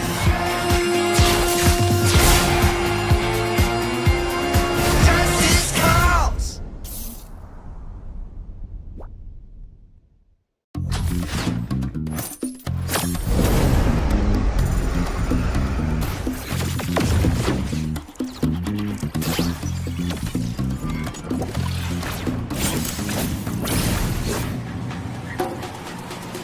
Deadly force! Jump into the showdown. No one escapes the dragon's stride. Till justice No is one found. escapes the snake's fangs. No one escapes the falcon's gaze. Fighting for the righteous justice. Fighting for the priceless truth. Blurring all the lines between the bad and the good. Yeah. Fighting for the justice no matter what we do. Three perspectives sharing one objective. Yeah. Everybody's fighting for the truth.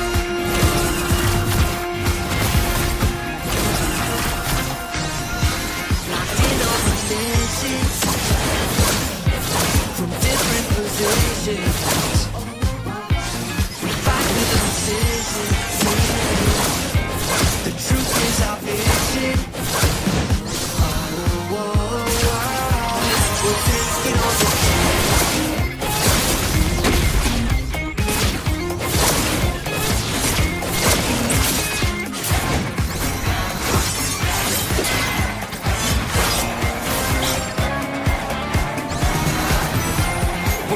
calling for justice on the battleground.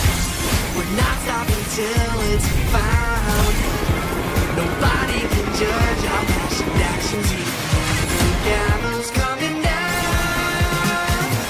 Fighting for the righteous justice, fighting for the priceless truth, blurring all the lies between the bad and the good. Yeah. Fighting for the justice, no matter what we do. Three perspectives sharing one objective. Yeah.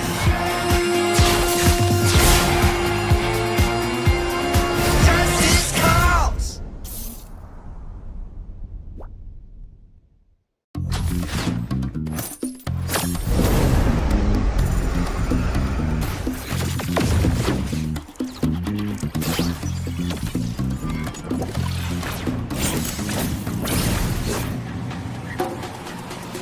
Deadly force! Jump into the showdown. No one escapes the dragon's stride. Justice No is one found. escapes the snake's fangs. No one escapes the falcon's gaze. Fighting for the righteous justice, fighting for the priceless truth, blurring all the lines between the bad and the good. Yeah. Fighting for the justice, no matter what we do. Three perspectives sharing one objective. Yeah. Everybody's fighting for the truth.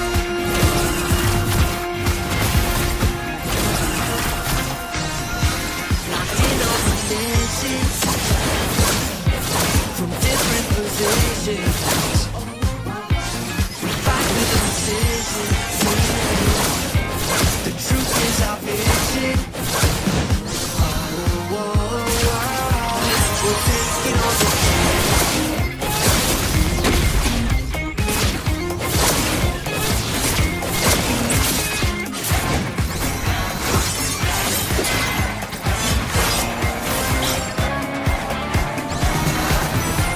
We're calling for justice on the battleground.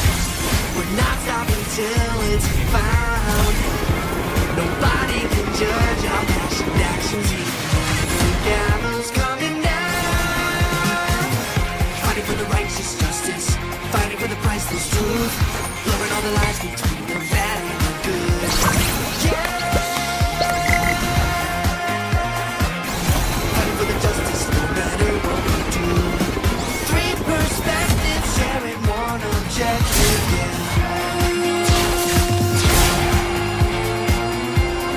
Justice calls.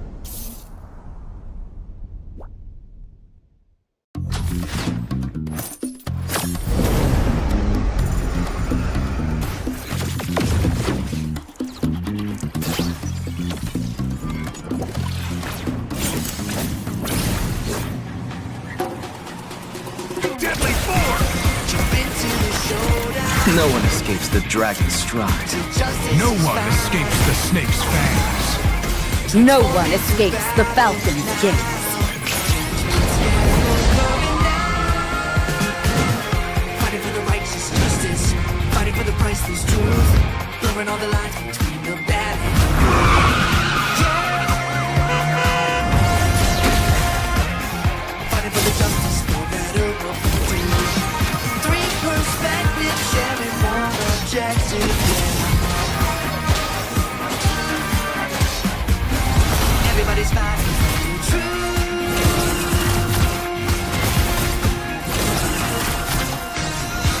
Locked in on the missions from different positions. We fight with precision. The truth is our vision. Oh, oh, oh. We're taking on the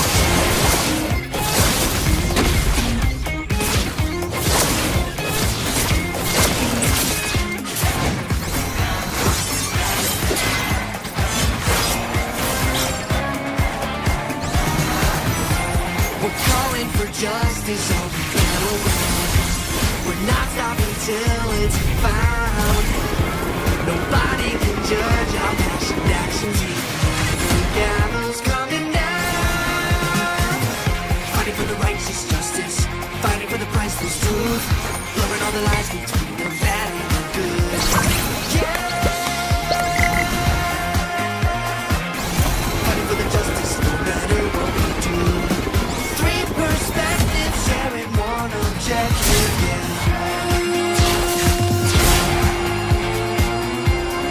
Justice calls.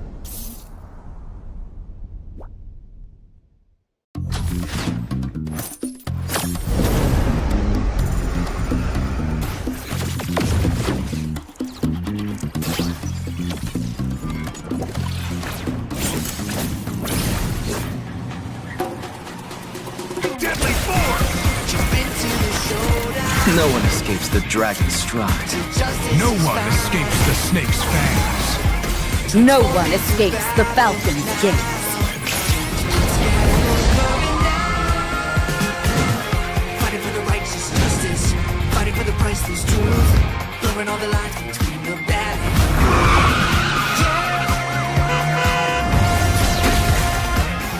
Fighting for the justice, no matter what we do. Three perspectives sharing one objective. Yeah. Everybody's fighting for the truth.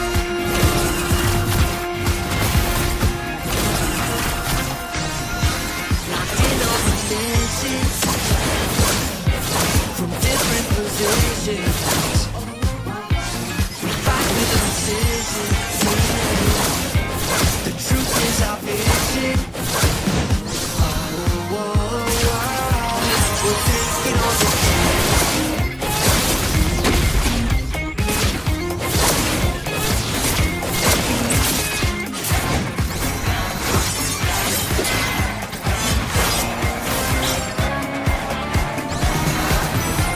We're calling for justice on the battleground. We're not stopping till it's found. Nobody can judge our passion actions. The gallows coming down. Fighting for the righteous justice, fighting for the priceless truth, blurring all the lines between the bad and the good. Yeah.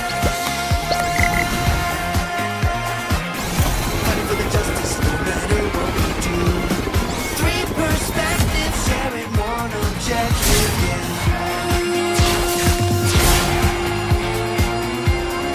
Justice calls.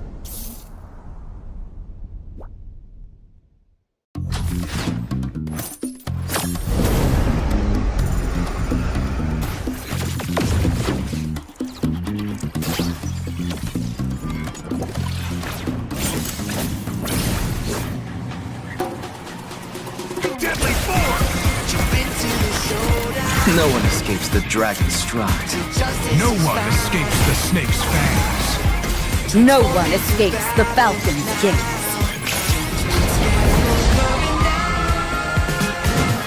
Fighting for the righteous justice, fighting for the priceless truth, blurring all the lines between the bad and the good. Yeah.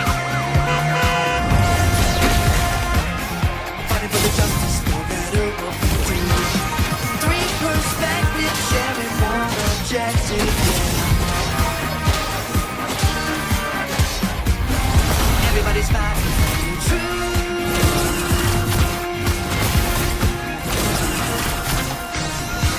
Locked in on missions from different positions.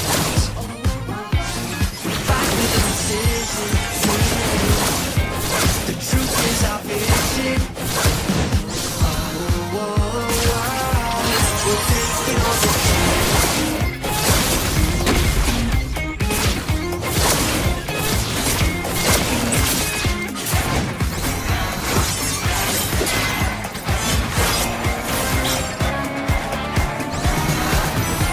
We're calling for justice on the battleground. We're not stopping till it's found. Nobody can judge our passion actions. The gallows coming down. Fighting for the righteous justice, fighting for the priceless truth, blurring all the lines between the bad and the good. Yeah. Fighting for the justice, no matter what we do. Three perspectives sharing one objective, yeah.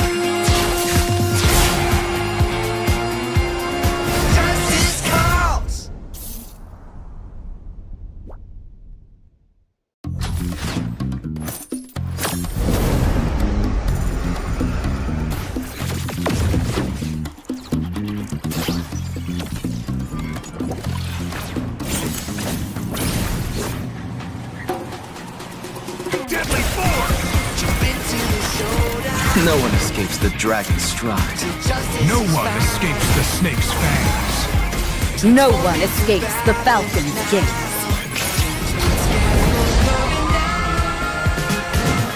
Fighting for the righteous justice, fighting for the priceless truth, blurring all the lines between the bad and the good.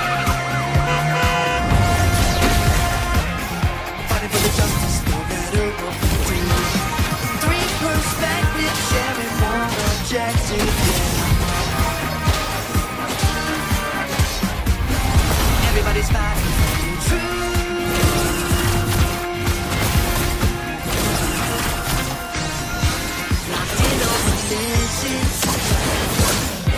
From different positions, we fight with precision. The truth is our vision. We're taking on the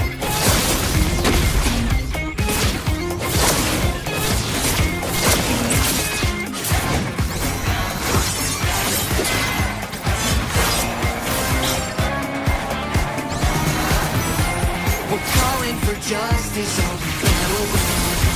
We're not stopping till it's found. Nobody can judge our passion actions here. The gavel's coming down. Fighting for the righteous justice, fighting for the priceless truth, blurring all the lines between the bad and the good.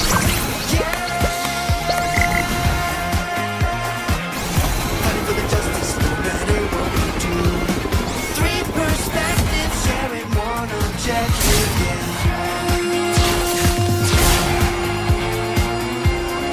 Justice calls!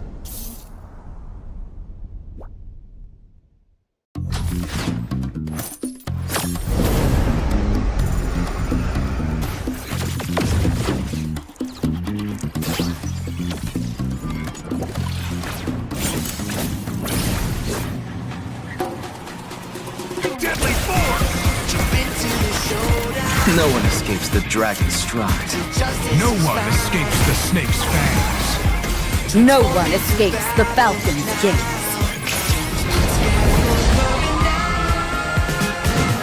Fighting for the righteous justice, fighting for the priceless truth, blurring all the lines between the bad and the good. Fighting for the justice, no matter what we do. Three perspectives, sharing one objective, Everybody's fighting for the truth.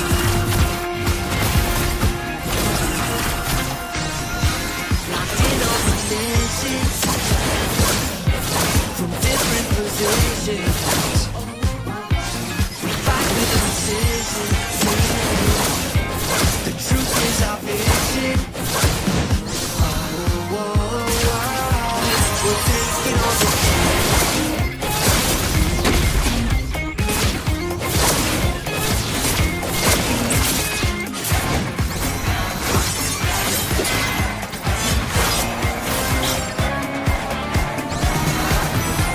We're calling for justice on the battleground.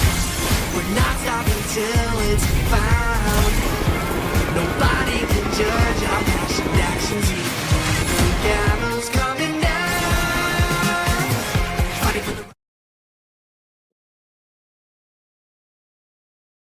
Howdy again, because we're back in the Northeast underdogs right here, the final match of tonight's game. But this time it's gonna be a twist because two casters finally doing their webcam debut together. Not like that way, but two of us. Okay, this is the first time we're gonna be doing the webcam thing together. So yes, Zebo is here, looking very nice with the clothes. Nice one. What about what? How you feeling right now? Huh? Oh, first time casting and Volty together on the cam. Yep, definitely excited. I mean, we've been waiting for this moment to get paired up together, and we're getting paired up today. So, gonna be a really exciting one. But as well as the matches as well, we've got two of the interesting teams in the house today. They're gonna be facing it off against a best of one. So it's Mm-hmm. all or nothing. Indeed, indeed. Best of one, but I'm pretty sure they're not going to be eliminated right yet, right? Yep. Because the best of three, that's where like they only like it was TK, is it TK by that was eliminated today, which is quite unfortunate.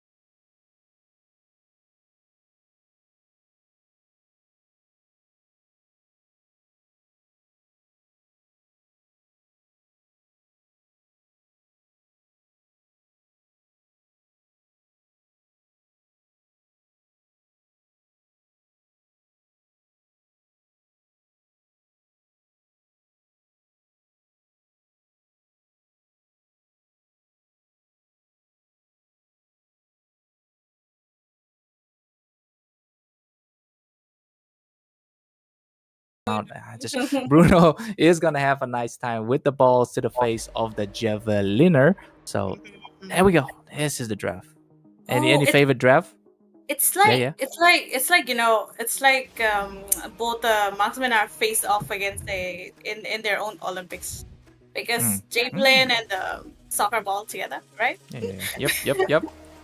We're gonna see that. I mean, Javelin will have that edge to puncture the ball, but the ball could be made out of tough steel. So we never know. We never know. This guy got the mecha legs to be shuffling the balls. So IGN onto the blue side and Muxet onto the red side. They're gonna be clashing it out. The probability wise, we know that IGN might be the one to have that upper hand because of better experience, but also Muxat here, their draft looking really cool on their side as well because the jungler is not going for the export. Yep. my guy is just stuck on Xbox at this point, but yeah. So instead of the jungle being a comfort pick, they do decide to follow up the meta, and overall, yeah. As you said, both the drafts are looking quite solid, and right now it just depends on the execution part, right? So already onto the top lane, Aaron is getting the pressure. Oh my goodness. That is very bad. Oh, Cody misses the Queller. If the Queller hit, that could be almost a kill as well. But then again, this time Lucam is going to have a nice time juggling the balls because you know what's better than one ball? It's two balls, okay, Joel? All right. And look at this. Onto the mid side as well. The turtle will be spawning in a matter of seconds here, but it's still going to have a time for IGN to actually invade this and deny Cody the jungle, of course. But that retribution play coming in from Respect going to get that Torn Lizard. Yep, but the lizard might cost the whole turtle because Cody, he did not use up his retribution, and the turtle is gonna be up in a few seconds. So if they did catch up on Respect having out the retribution, I guess they can use it to their advantage. But the thing is, Sai is not at level 4 yet, so they can't really go for an engage, while Mirio does hover around the turtle, waiting for Respect to finish up his farming and go for it, be ready for a fight around the turtle. Indeed, but this time Respect is going to be pulling that turtle still towards the other side. That's going to be the blue side of IGN now. Look at Cody though. He might go in for that blade, but no, Respect gets the retribution play. And the RWN will be the one to engulf the Muxat there as Cody gets taken out. Easy first blood onto the side of IGN. And they're going to be walking off with the stylus. Aaron is also winning on his lane. Yep. You know what the mistake happened around for the side of the Muxat gang? They kind of split up in between. Lucas was focused on someone else while the rest of the team was just getting zoned out by Yeef and her RWM. So they could have just stuck together and gone for one single target because it's the early game. You kind of need every single resources right now, even if it's to get one person out. It would still be in your favor, but the thing is they got split up in between. So yeah, but the IGN, of course, just trying to put more and more pressure onto the side of Muxat gang, and the Javelin guy going against the guy with the balls just gonna be a 1v1 around here. Jiggle ball time over here, or maybe not. It's just gonna be Aaron still trying to get something, but Cody comes in with the slashes. What the sustain coming in from Aaron the Creator. Maybe he's a god because he named himself the Creator, tanking so much damage. And we're talking about the, what is that thing called now? The slashy from Suyu. That I completely forgot, but sorry guys. But Respect seems like he get a little bit of a dip onto that Hatake again. So for now, it's still going to be the one lead onto the side of IGN and no kills on the side of Muxat. So even if Muxat gave the first blood, they are trying to play it safe, but Lucam! Lucam in trouble. Circling Eagle for the win. SOD connects as well, but that is definitely going to be a ball guy getting punctured there. And RW dropping onto SCY as SCI will pass the deaths once again as Zogan gets the kill. And with that being said, that is 3 kills onto the side of IGN with none on the side of Muxat. Okay, ball guy with the balls. His balls is not made up of steel yet. It's in the process. process. It's in the process, but it's made out of air, so it's getting deflated by the javelin out right there.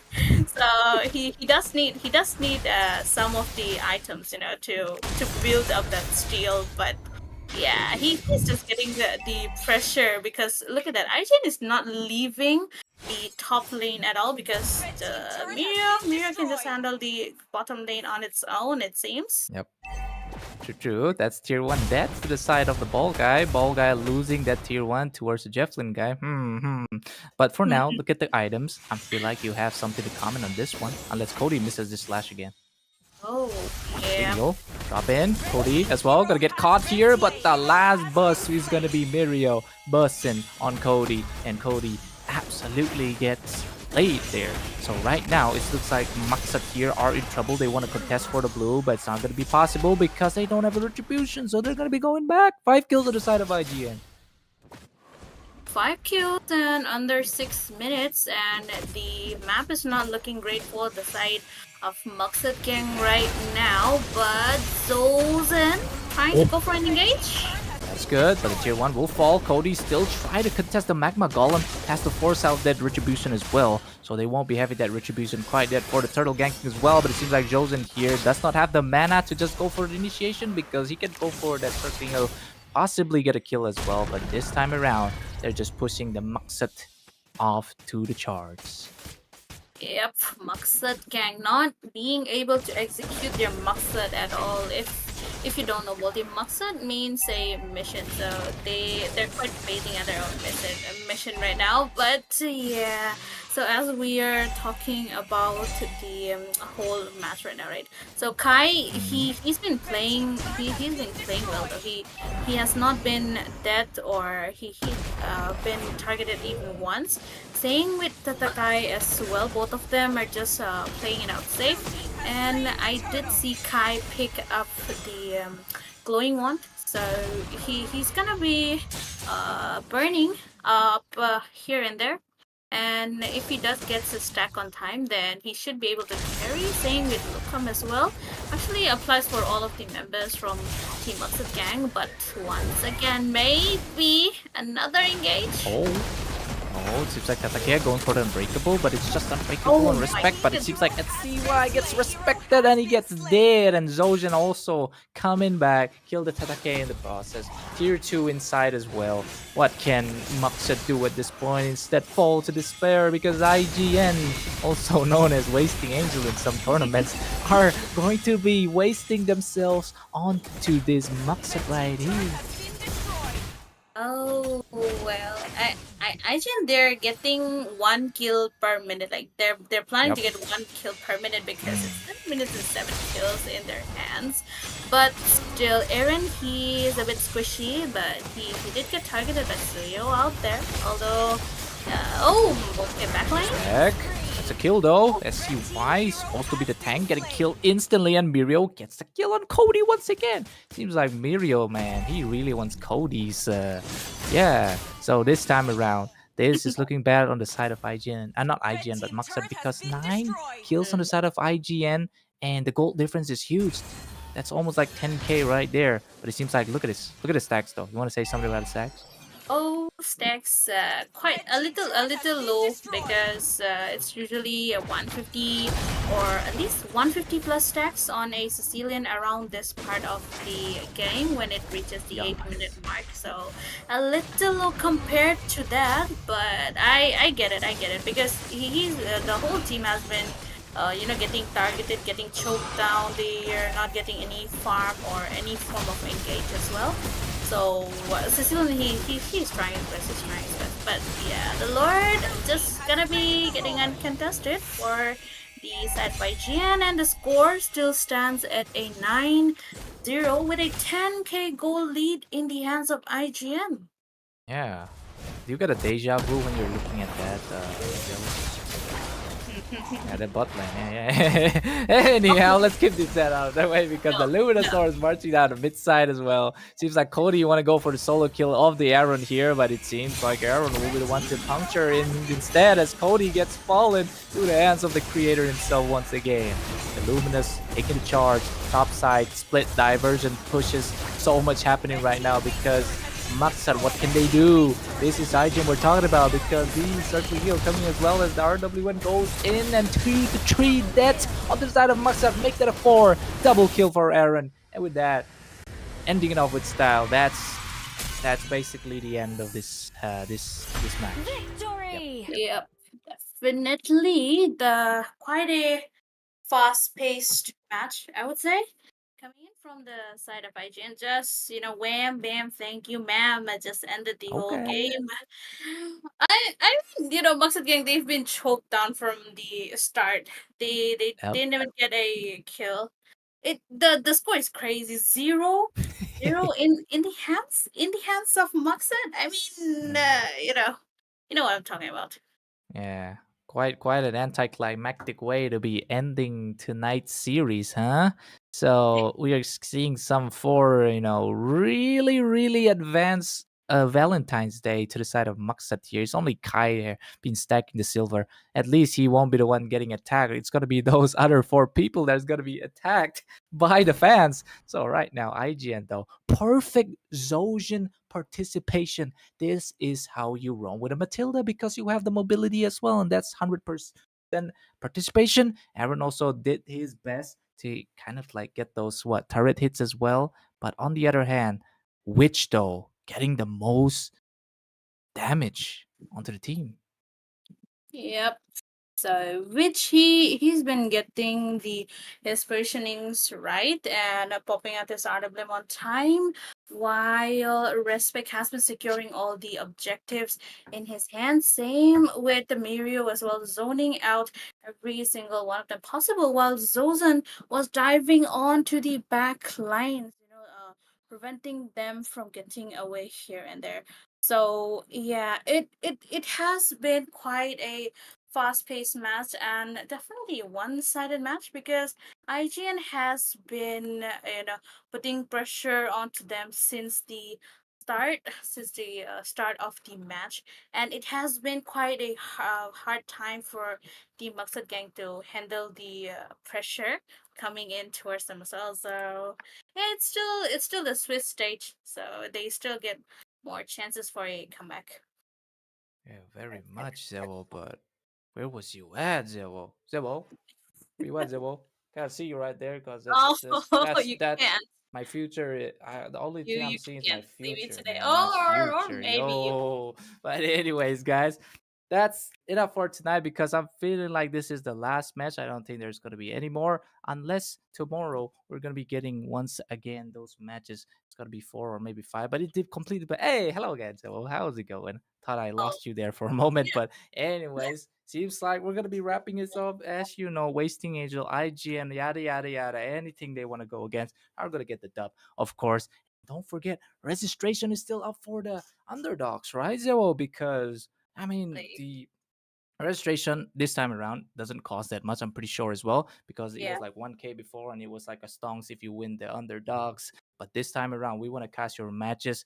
I think 9 slots are still left. I'm pretty sure. If you guys yes, go check out in the description as well, get your chance to be on top of the top dogs. Or if you win all the lower brackets onto the underdog side, you can walk away with a prize even if you don't dominate the top teams. So it's a win-win situation. Go get it yeah, now. And with that yep, being said, I feel like feel like we're done here. Yapping as well. It's gonna be yes. me, Balti, and Zello. The debut has come, but it's over for now. So see you guys tomorrow.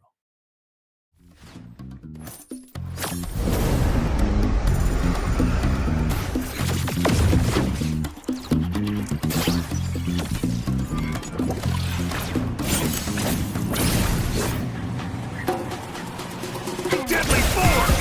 Jump into the showdown. No one escapes the dragon's stride. Justice No is one found. escapes the snake's fangs. No one escapes the Falcon's gaze.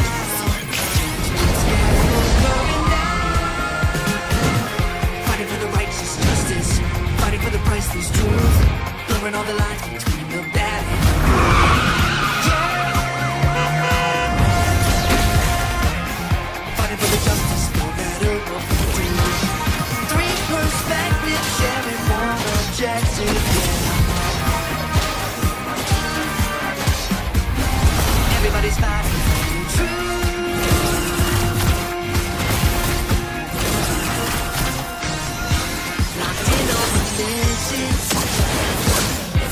From different positions,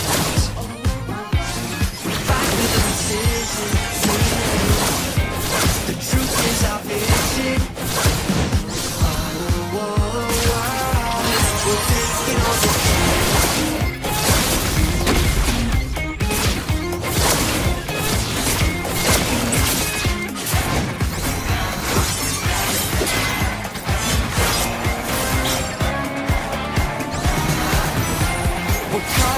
justice on the battleground. We're not stopping till it's found. Nobody can judge our passion actions. The gallows coming down. Fighting for the righteous justice, fighting for the priceless truth, blurring all the lies between the bad and the good. Yeah. Fighting for the justice, no matter what we do. Perspective, sharing one objective, yeah. Justice calls.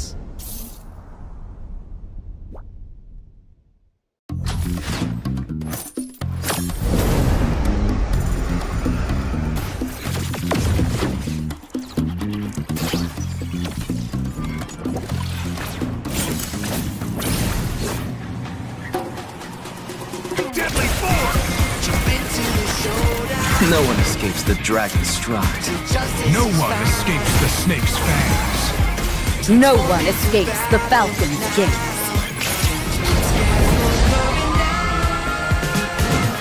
Fighting for the righteous justice, fighting for the priceless truth, blurring all the lines between the bad and the good. Yeah. Fighting for the justice, no matter what we do. Three perspectives, sharing one objective. Yeah. Everybody's fighting.